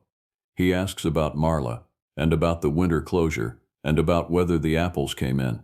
Once, 4 years ago, at the end of a call, out of nothing at all, he said, "Do you think it is still calling my name up there?" And I said no. And that is the only time I have ever lied to that young man. Royce Fast Bull is still running a county unit out of Luray. He was the one who taught me to write the time down first, years before any of this, and he is the only person besides Marla who has ever seen the inside of my October note. He read it once, at a fire department cookout, standing over my open truck door with a paper plate in his hand, and he folded it back under the visor and put his hand flat on the roof of the truck for a second and walked off without a word, which from Royce is a whole conversation. Marla Red Cloud is still my supervisor. She is 59 now. Her incident log from that October is the cleanest document in the district, and it contains not one word that a reasonable person could call impossible, because she is careful and because she intends to retire with her pension intact. But she keeps a second notebook. I have seen the cover of it. I have never seen inside it, and I have never asked. Delphine Two Strike retired from the radio room after 23 years. On her last shift, she gave me a copy of the recorded traffic from the night of the 3rd of November, the whole channel, top of the mountain to the bottom of the hollow. It runs 11 hours and 40 minutes. There is a gap in it of 4 minutes and 6 seconds beginning at 11:02 in the evening, and the system that produced that recording has no capacity to drop 4 minutes. And Delphine, who understood that system better than the people who built it, wrote on the label in ballpoint, "I have no explanation," and signed it, and dated it, and gave it to me and went home. That is the whole account. I have not decorated it, and I have not withheld anything except 2 names of people who did not consent to be in it. Here is what I do now. Every year, in the 3rd week of October, I take a day of leave and I walk down into Nicholson Hollow by myself in the afternoon, so that I am out before sundown. I go to the flat stump beside the step of Corbin Cabin, and I leave something on it. Never food. Food is for animals. It is always a thing that has been mine and has had me on it. A worn-out belt, a pair of gloves I wore for 4 seasons, a page out of a logbook in my own handwriting. I set it down and I do not look up and I walk away, and I mean it. 19 times now. For 18 of those years, the stump was bare when I came back the following October, and there was nothing on the step, and there were no stones, and Nicholson Hollow was a quiet and beautiful drainage full of tulip, poplar, and running water and deer that are careless because nobody hunts them. Last October there was 1 stone on the step. 1. Small enough to close my hand around, wet from a river 30 feet away, set down flat and true on a cabin step in a hollow that nobody had walked into for 9 days. I have thought about that count every single day since. 7 on the hood of my truck. 7 again on the gravel where my boot would land. 4 on the step of the cabin the night it came to the door and took my name off my chest and let 4 of us walk up that mountain in the morning. And now, after 19 years of paying, 1. I am 52 years old. I have 3 seasons left before I can retire with everything I am owed, and I have already decided that I am going to work them. Because this is my district and there are 400,000 people a year who come up that mountain believing that somebody is out there who knows the trails. But I have started leaving a note in my truck on the 3rd week of every October, folded under the visor where the next person to open that door will find it, and it says the same 11 words every year, and I am going to say them here so that at least one other set of ears has them. If it calls with my voice, It is not me. Do not answer. 41 pounds. That was the weight of the pack when the trail crew carried it down out of the Raven Fork drainage on the last Tuesday of October, and every single ounce of it belonged to a young man who was not wearing any of it. I logged the intake myself at the counter of the backcountry office below Okanalufe at 1940 hours. 12 seasons in District 3 had taught me to write first and feel afterward, so I wrote. The printer had been jammed since August, and nobody had come to fix it, which meant the whole inventory went down in pen, in my handwriting, on a carbon form that smelled like the inside of a filing cabinet. Item 1. External frame pack, green, faded at the shoulder straps, name tape reading G, TSOSE. Item 2. 1 liter bottle, full, cap tight. Item 3. Rain shell, folded, dry. Item 4. Paper map of the Hyatt Ridge and Enlow Creek trails, refolded along its original creases. Item 5. 1 pair of boots, size 10.5, laced. That is the line where my pen stopped moving. I pressed down until the ink pooled and bled through to the yellow copy underneath. The boots had been found sitting on a flat rock in the middle of Raven Fork, a quarter-mile below the Enlow Creek footbridge, set side by side and facing upstream. The socks were folded inside them. There was dew on the leather, which meant they had been sitting out through at least one night, and there was no mud on the soles at all. A young man does not walk out of the backcountry in October without his boots. He does not sit down midstream in 52-degree water, take them off, lace them back up empty, arrange them like a pair of shoes outside a front door, and then continue upslope through rhododendron with bare feet. That is not a thing that happens. That is a sentence somebody writes when they are describing something else and hoping nobody notices. Goyak Latsusi was 19 years old. He had worked seasonal trail crew for 2 summers and had signed on for the shoulder season because the money was decent and because he liked being up high. On Sunday morning he had gone in alone with a radio and a work order to assess a footbridge that the September rain had shifted off its abutment. The task should have taken 4 hours in and 4 hours out. His last transmission came at 11:52 on Sunday morning, and it was routine. He said the bridge was tilted but standing. He said the water was loud. He said he would call again from the ridge. He did not call again from the ridge.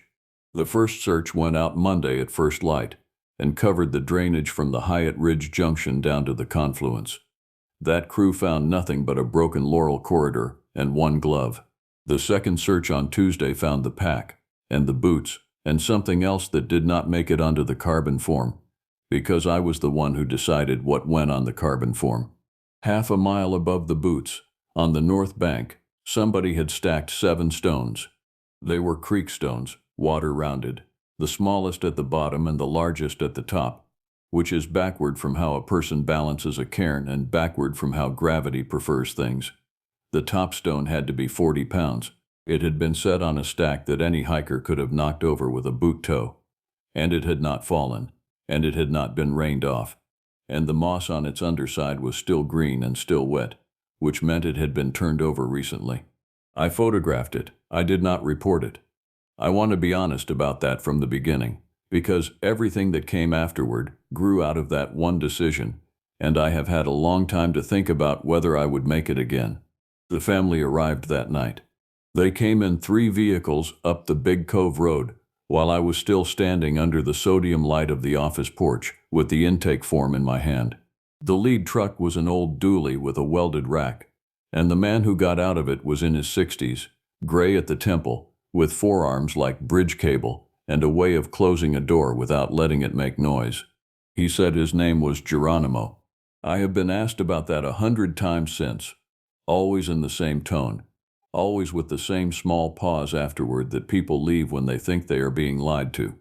So, let me put it plainly the way it was put to me, standing in the cold at the bottom of the porch steps. There is a family that came east 3 generations back, when the government moved Chiricahua people from the southwest and scattered them across places that had nothing to do with them. Some of that family married into the Cherokee community here at the edge of these mountains and stayed, and buried their people in the ground above Big Cove. And in that family there is a naming practice. The children are named for the ones who did not surrender, not for saints, and not for presidents, and not for whatever was popular the year they were born, for the ones who kept walking. So there was a Geronimo, there was a Cachis, there was a Victorio and a Lozan and a Naish and a Jew and a Chato and a Nana.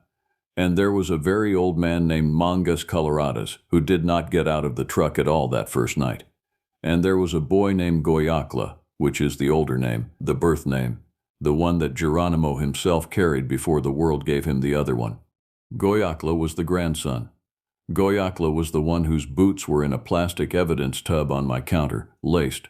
Geronimo looked at the tub for a long moment through the office window.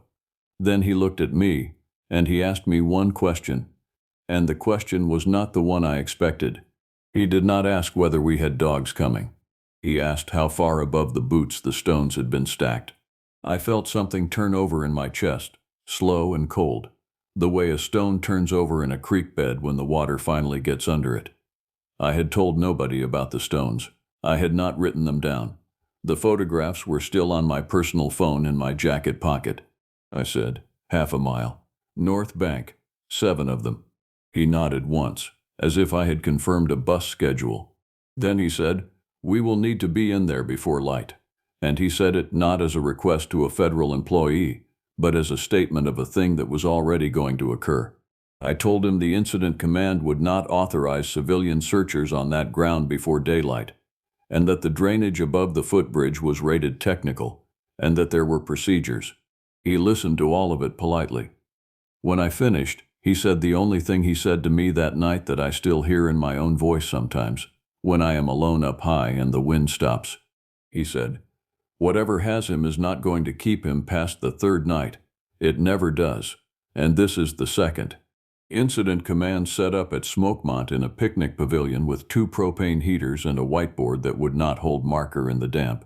By 0600 Wednesday we had 42 searchers, 1 canine team out of Haywood County, and a helicopter on standby out of Knoxville that the ceiling would not let fly. We had grid assignments and we had a hasty search plan and we had all the correct equipment. We also had a family standing at the edge of the light who had been up that drainage twice already before anybody signed a form. Victorio was the one who came to the table. He was somewhere in his mid-40s, built narrow and hard, and he had spent 9 years on a hotshot crew out west, which meant he knew exactly how to speak to an incident commander in a language the incident commander could not refuse.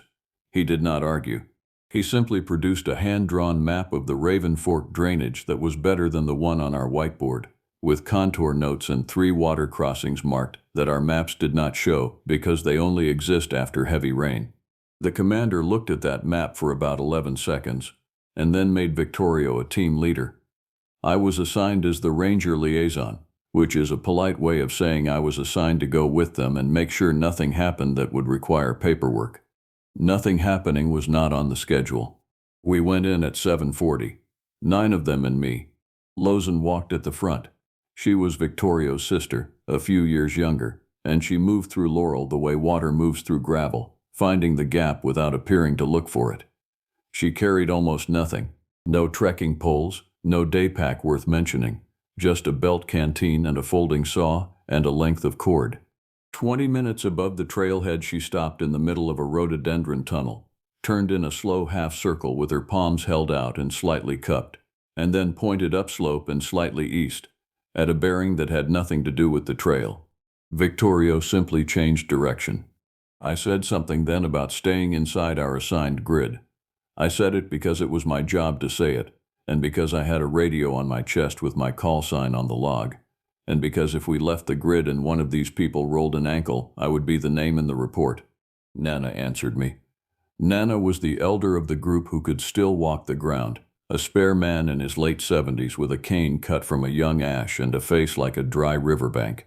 He said that Lozan's hands had been doing that since she was 6 years old, and that in the family it was understood that she was carrying the same thing the first Lozan carried, and that the first Lozan had been the one who could stand still and turn and know which direction the danger was in. I want to be careful here, because it would be easy to make that sound like a magic trick, and it was not a magic trick. It was the least theatrical thing I have ever watched a human being do.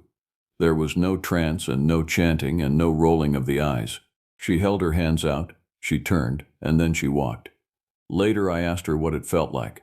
She said it felt like the difference between putting your palm on a wall and putting your palm on a wall with a refrigerator running on the other side of it. At 9:15 we found the corridor. Anybody who works this park knows what a bear tunnel looks like in Laurel. Bears push through low and leave a rounded track about waist high on a person, with broken twigs at the edges snapped downward. What we found was not that. It was a corridor pushed through at the height of my shoulders and above, and the rhododendron along both sides had not been broken downward. It had been bent and held and released, the way a person parts a curtain, so the stems were bruised and split along their length instead of snapped clean. Naish found the hare. He was Kachisa's son, early 20s, and he had a drone in a padded case and a camera on a chest harness and the habit of documenting everything before touching any of it, which I respected more than I expected to. The hare was caught on the bark of a yellow birch at a height I measured, because measuring is the one thing I am always good for.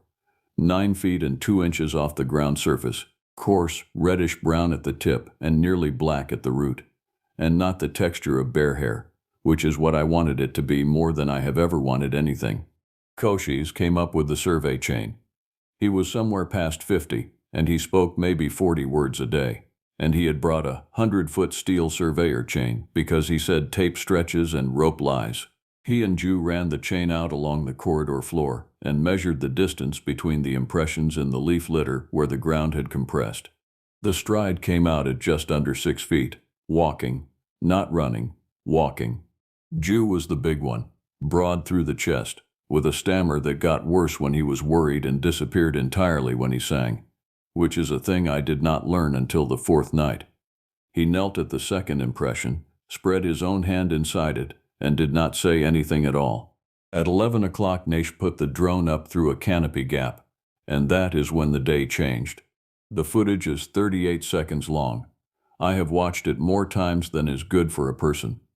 For the first 20 seconds it is nothing, just the top of the forest sliding by in that dizzy green way, and the sound of the rotors, and Naish breathing.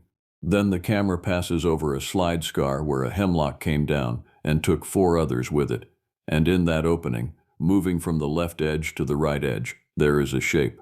It is upright. It covers the gap in 3 steps. It does not use its hands. And at the 11th second of its crossing, without stopping and without breaking stride, it turns its head up and back, over its own shoulder, and looks at the drone. Naish flew the aircraft home and set it down and did not speak for about a minute. Then he asked me, very quietly, whether the park had ever had a report like that, and I gave him the answer I had given tourists for 12 years, which is that there are no confirmed accounts that the park has more black bears per square mile than almost anywhere in the country, and that a bear standing on its hind legs in poor light will fool a person every time. He played the clip again and paused it on the 11th second. He said, "Sir, bears do not check who is watching them.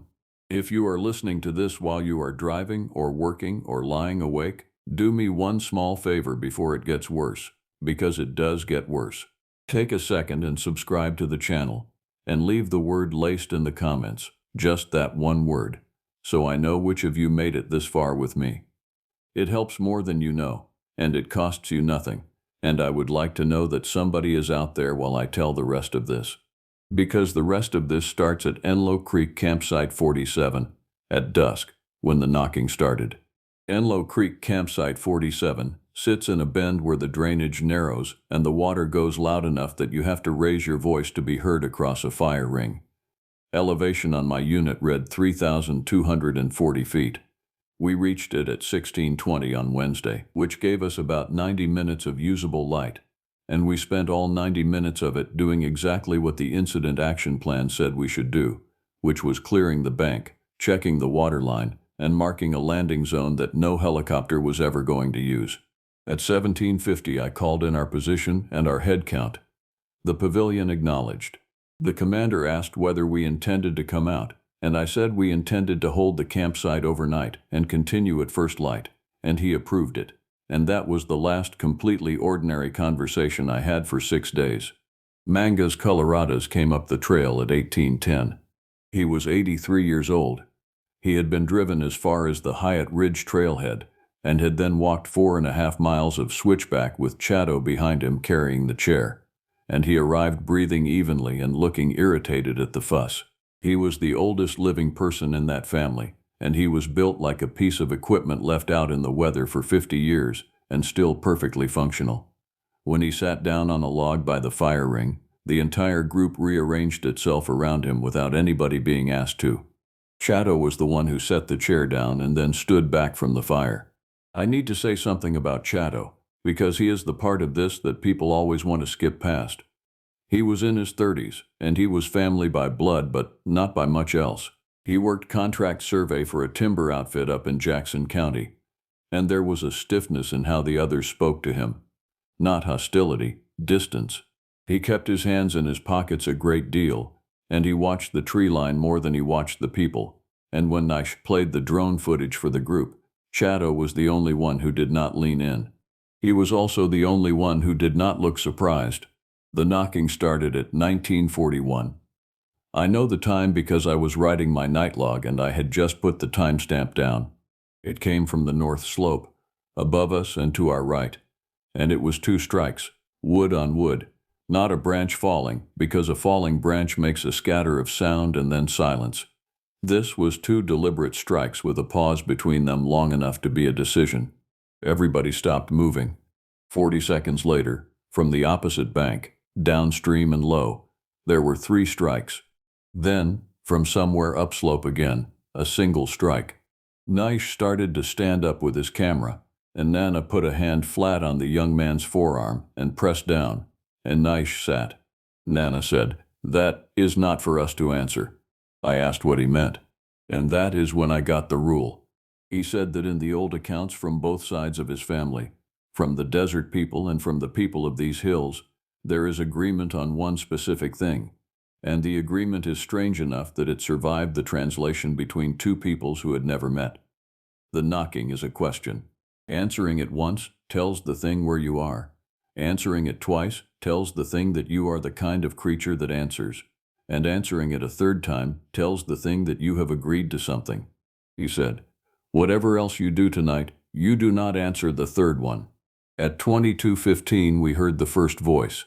Every one of us was awake. Nobody had discussed staying awake. Jew had built the fire up higher than a low-impact camp permits, and I had not stopped him, and I have never once regretted that. The voice came from across the creek. It was a young man's voice, and it was tired, and it was pitched to carry over water the way a person pitches their voice when they have been calling for a while, and their throat has gone raw. It said, "Hey." There was a silence with a shape to it. Geronimo did not move. His face in the firelight did not change at all, and I understood, watching him, that he had known this was coming, and had spent 2 days getting ready for the sound of his grandson's voice arriving from the wrong direction. The voice said, "Hey, I am over here." Lozen stood up. She stood up slowly, and she held her palms out, and she turned. And I watched her stop with her hands pointed at a spot on the far bank that was about 40 feet upstream of where the voice was coming from. She said, very calmly, "It is not standing where it is talking." I do not have a way to make that sentence land the way it landed on me at the time. The sound was arriving from one place. The thing making the sound was in another, which meant either there were 2 of them, or the sound was being thrown, or the thing had learned that a voice coming out of the laurel from directly in front of you is less interesting than a voice that makes you turn your head. The voice said it a 3rd time. It said, "Hey, please." And the please was wrong. It was not wrong in the accent or the pitch. It was wrong in the way a word is wrong when somebody has learned it from a recording and does not know what it is for. The vowel was held about a 1/4 second too long, and it rose at the end, and it landed with the exact same intonation as the 2 heys before it, which no exhausted human being alive would produce 3 times in a row. Nobody answered. I have thought about that a great deal. 42 searchers were in that drainage that week, and I do not believe more than 9 of them would have kept their mouths shut. I certainly would not have, if I had been alone on that bank with a radio and a job and a 19-year-old missing on my district. I would have shouted back. I would have shouted back on the first hey. The thing waited about 4 minutes. Then something very heavy moved along the far bank, upstream, without hurrying, and we listened to it displace water at the shallow crossing and go up into the rhododendron on the north side. And then there was nothing but the creek. Mangas Coloradas spoke for the first time since he had arrived. He asked me if I knew who Sul Kalu was. I said I had heard the name from Cherokee co-workers, the slant-eyed giant, the one that Juticula Rock is named after, over in Jackson County, with the marks on it that nobody has ever satisfactorily explained. The great hunter who owned the game in these mountains and lived in the high balds where the trees do not grow. He said that was correct as far as it went, and that the part people leave out is the part that matters. Sul Kalu was not a monster in the old telling. He was a landholder. He had a territory and he had rules, and he took a wife from the people down below and sent her home when her family broke the rules he had set. The stories are not about a beast in the woods. They are about a neighbor with an unpleasant temper and a very clear idea of where his property line runs. Then he said that his own grandfather, who had been born in captivity in Alabama after the surrender, used to describe the same kind of being from the mountains of the Southwest, and had been unsurprised to find them living here as well, and had said only that the eastern ones were bolder because the trees let them be. I asked him what he thought was out there. He looked into the fire for a while. He said, "A person. Not our kind of person. Older kind." And he said that if it had taken Goyakla, it had not taken him for meat, because a thing that wanted meat does not lace boots. That was the sentence that broke me a little. It was the first time in 3 days that anybody had said out loud the thing my own hands had known since I filled out item 5 on the intake form. The boots were not a leftover. The boots were a message. Something had taken a 19-year-old man apart from his equipment with deliberate care, and had arranged the equipment neatly, and had left it where it would certainly be found. That is not predation. That is correspondence.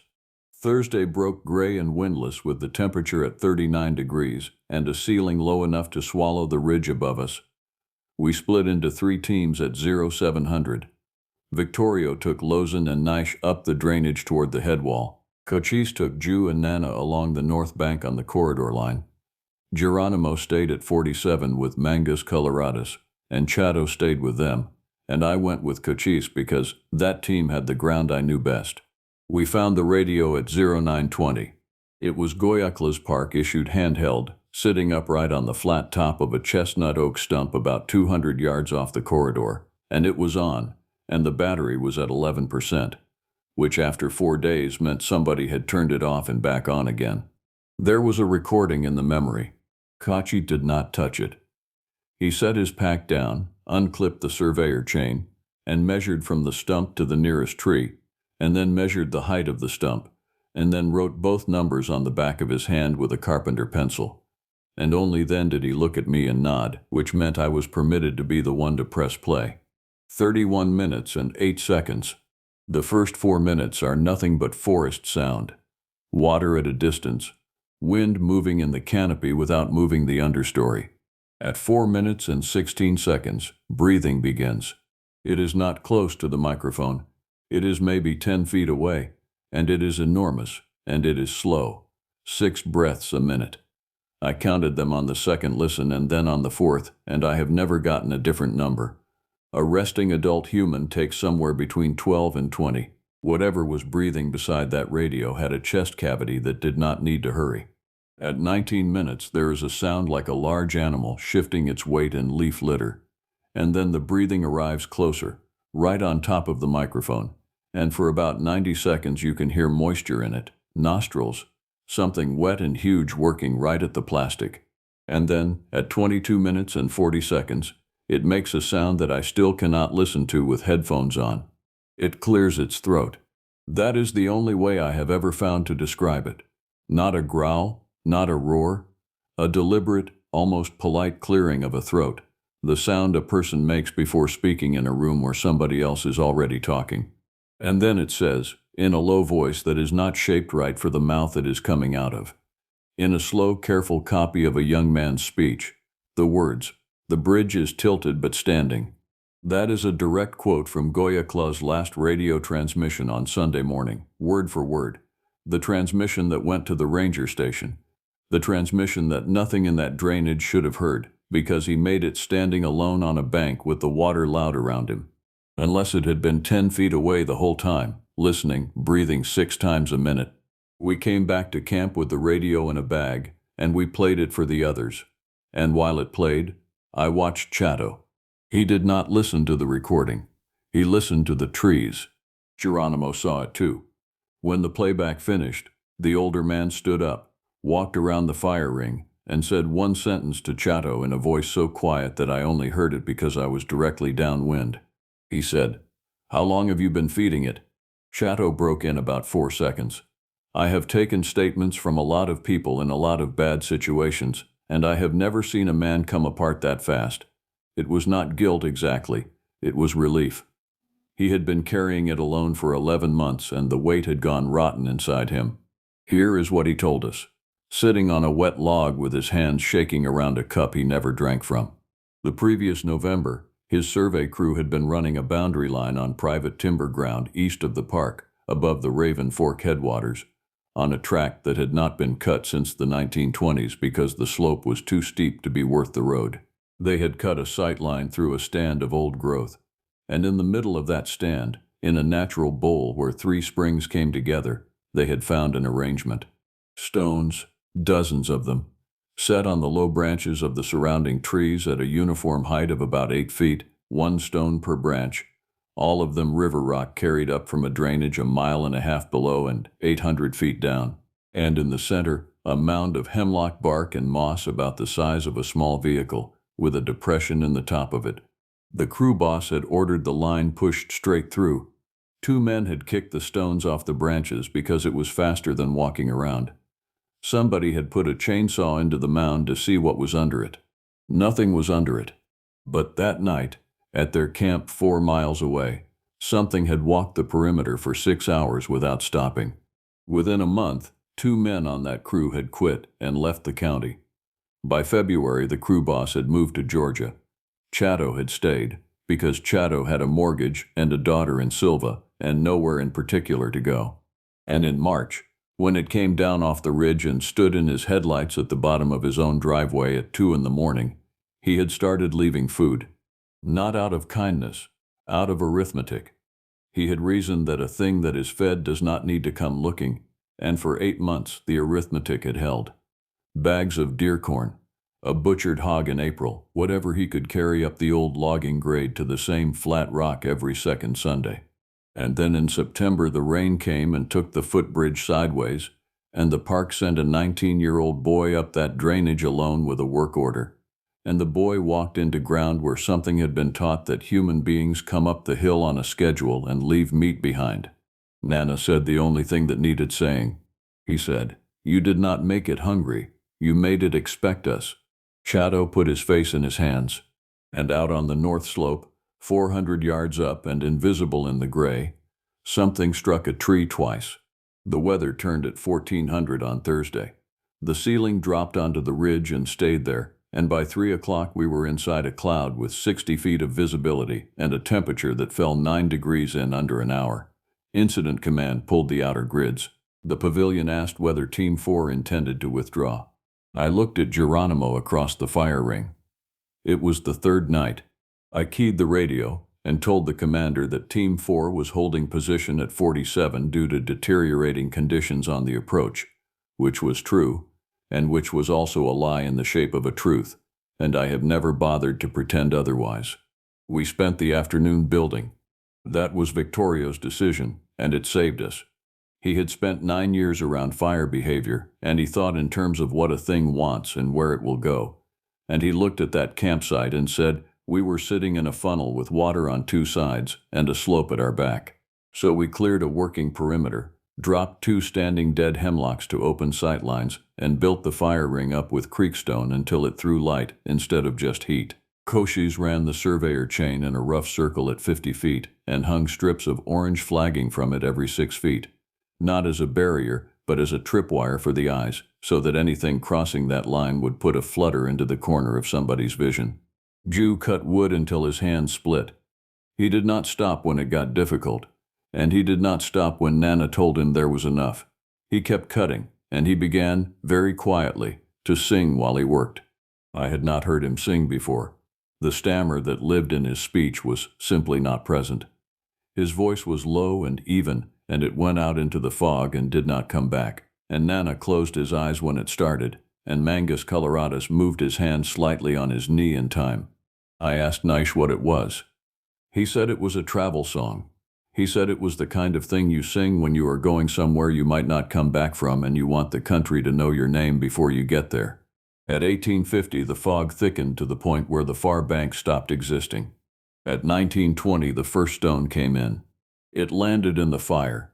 It came in at a flat trajectory from upslope, and it went through the flames and scattered coals across the clearing, and it was the size of a grapefruit. Jew caught the edge of it with his forearm and swore. Cachos picked it out of the ash with a stick and turned it over, and it was a creek stone, water-rounded, and it had come from the drainage below us, which meant it had been carried up. The second one came 4 minutes later and hit the log where Mangus Coloradus had been sitting 8 seconds before he moved. Then nothing for 2 hours. That is the part nobody believes, and it is the part that broke us worse than the stones did. It did not press the attack. It did not circle and howl and put on a display. It threw 2 rocks, and then it simply stopped and let us sit in the fog, with our hearts going and our eyes bleeding out into the gray. And it made us do the work of frightening ourselves for 120 minutes. That is not an animal strategy. Animals do not understand waiting as a weapon. Waiting as a weapon requires you to model what is happening inside somebody else's head. At 22:10, the flagging on the North Arc moved. Lozan was on watch. She did not shout. She reached over and put 2 fingers on Victorio's wrist, and he was up without a sound. And then everybody was up, and Nishe brought the light around. There was nothing on the line. The flagging was still swinging. And out beyond it, at the edge of where the light died in the fog, there was a shape standing in the creek. I am going to describe it once, and carefully, and then I am not going to describe it again. Because the more you go over a thing like that, the more your memory starts helpfully filling in the parts it could not see, and I would rather leave the holes where they are. It was standing in water that came to the middle of its shins, and the water at that crossing is 30 inches at the deepest. It was tall enough that when Nash brought the beam up, its head was above the reach of the light, and what the beam found was the chest and the shoulders and the arms. The shoulders had no slope. They went out flat from the neck and then down, and the arms hung past where a person's arms end, and the hands at the end of them were open and turned slightly forward. The hair on it was matted with water, and it was not one color. Reddish along the outside of the arms, near black across the chest, and pale, almost gray, at the belly. It was not looking at us. It had its head turned upstream, and it was listening to something in the direction Jew had been singing. Then it turned its head, without turning its body, and I saw the eyes take the light. They came back green gold and flat, the way a deer takes a spotlight, and they were set wide and deep under a brow that had a shelf to it, and they were not the eyes of anything that was afraid of 9 people and a fire. And then it spoke. It said, one word, in a voice that came up out of a chest the size of a barrel, and was pitched down so low that I felt it in the wood of the log I was standing on. It said, Nana. The old man made a sound I have never heard a human being make. It was not the name Nana. Let me be precise, because precision is the only honest thing I have left about that night. It was a 2-syllable sound in the shape of that name, and it was almost certainly the thing repeating something it had heard one of us call across the clearing over the past 2 days. That is what I put in my own private notes, and that is what I have told myself for a long time. But it did not say Victorio, and it did not say Jew, and it did not say any of the 6 other names it had heard just as often. It said the name of the oldest man on his feet in that circle. Jew went for it. He was over the flagging line before anybody could take hold of his jacket, straight down the bank with a splitting maul in one hand, and he was still singing, which is the detail I have never been able to fit anywhere in my head. He went into the water to his knees. The thing did not run.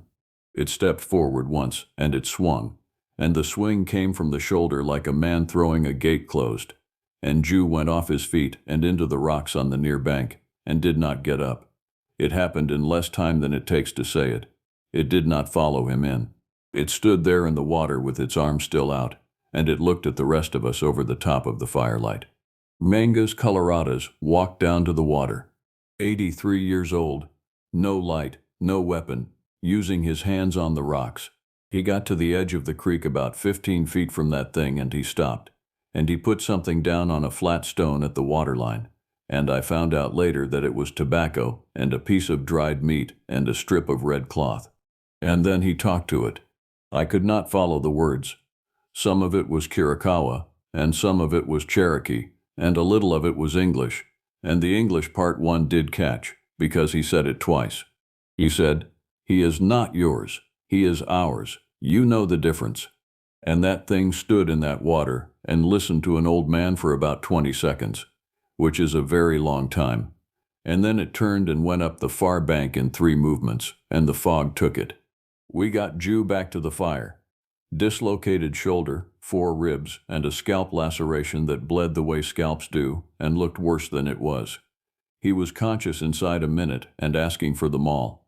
Nana set the shoulder with Victorio holding him, and Jew did not make a sound during it, and afterward he lay back and said, very clearly, with no stammer at all, that it had smelled like a wet dog that had been dead a while, and that he was going to be able to live with that. At 0340 on Friday morning, Lozen woke everybody up by standing. She had her palms out, she was turning, and she stopped facing straight upslope, north-northeast, toward the head wall, and she said one word. She said, "Close."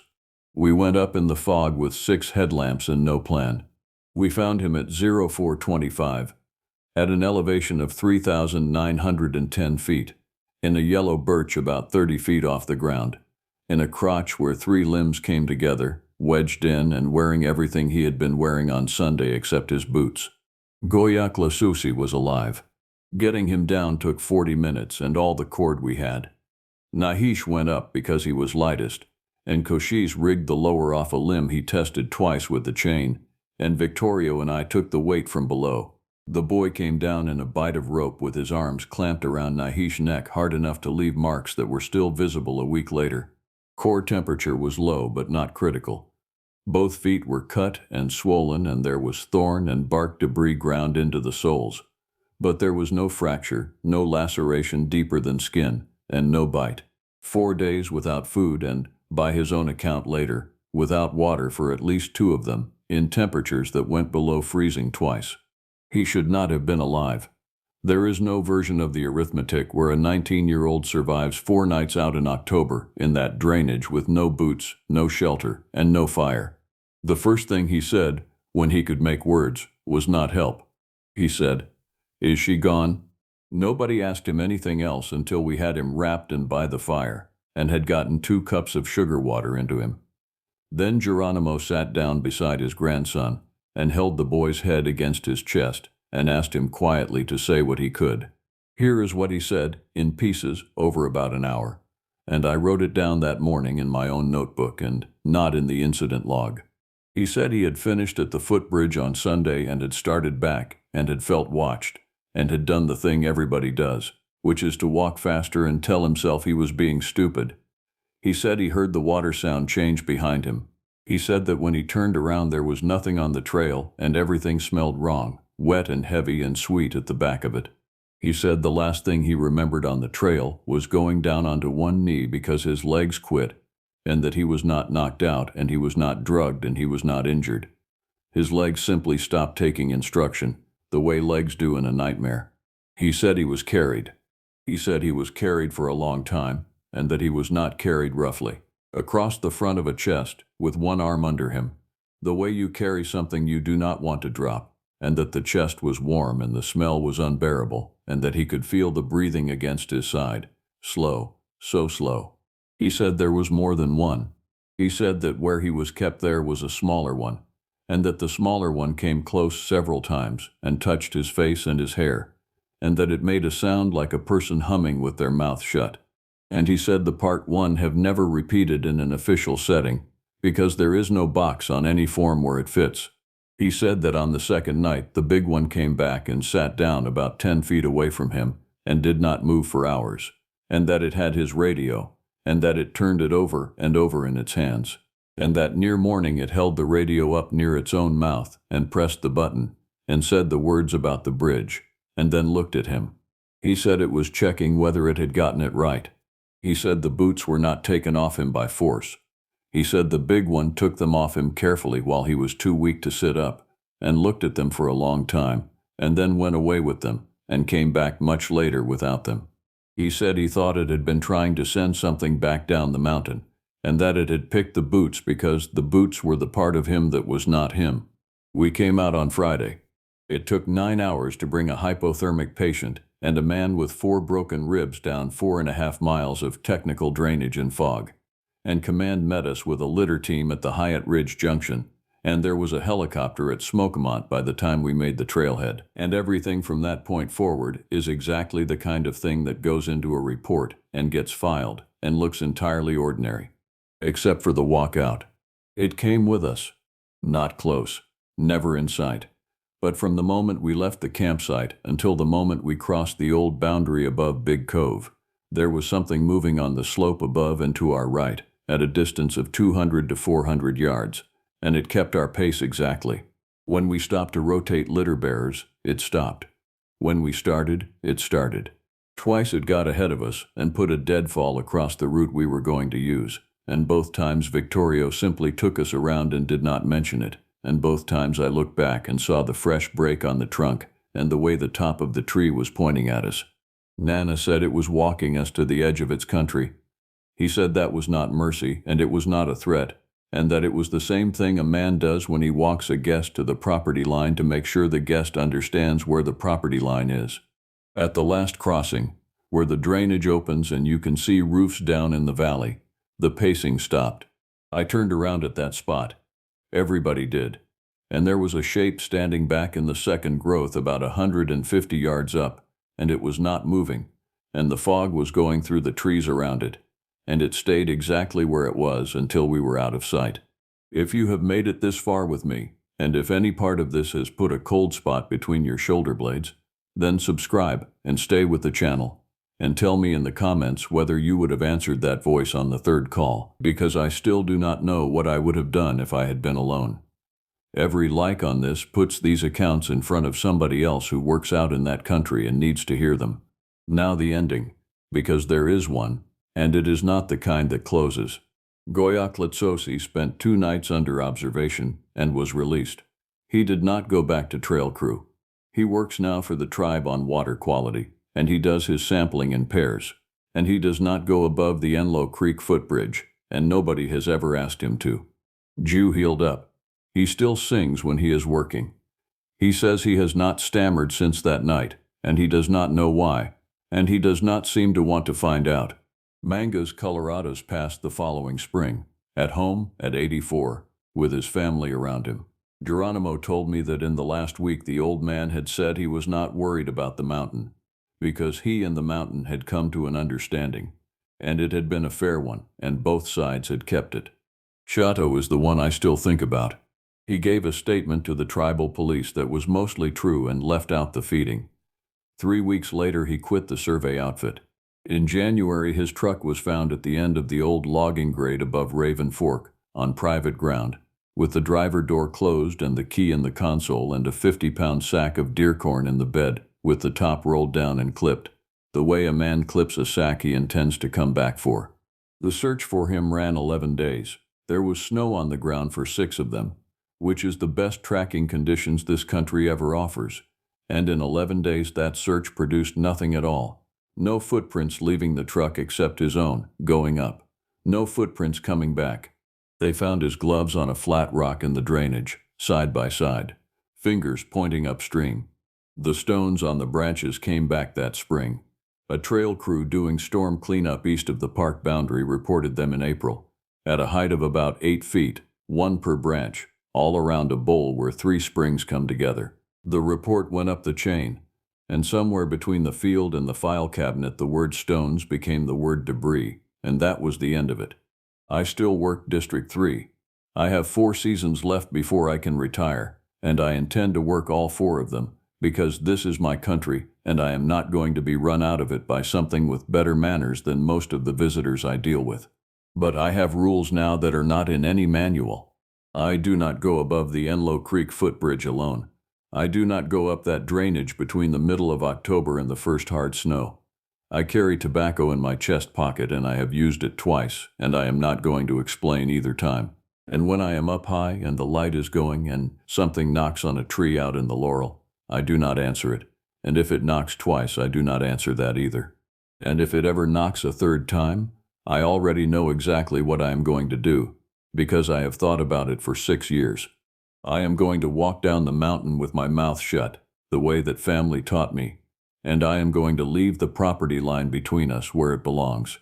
Because the boots were not a warning, and they were not a trophy. They were a letter, and whatever wrote it is still up there, in the high gloom above Raven Fork, waiting to find out whether anybody down here ever bothered to write back.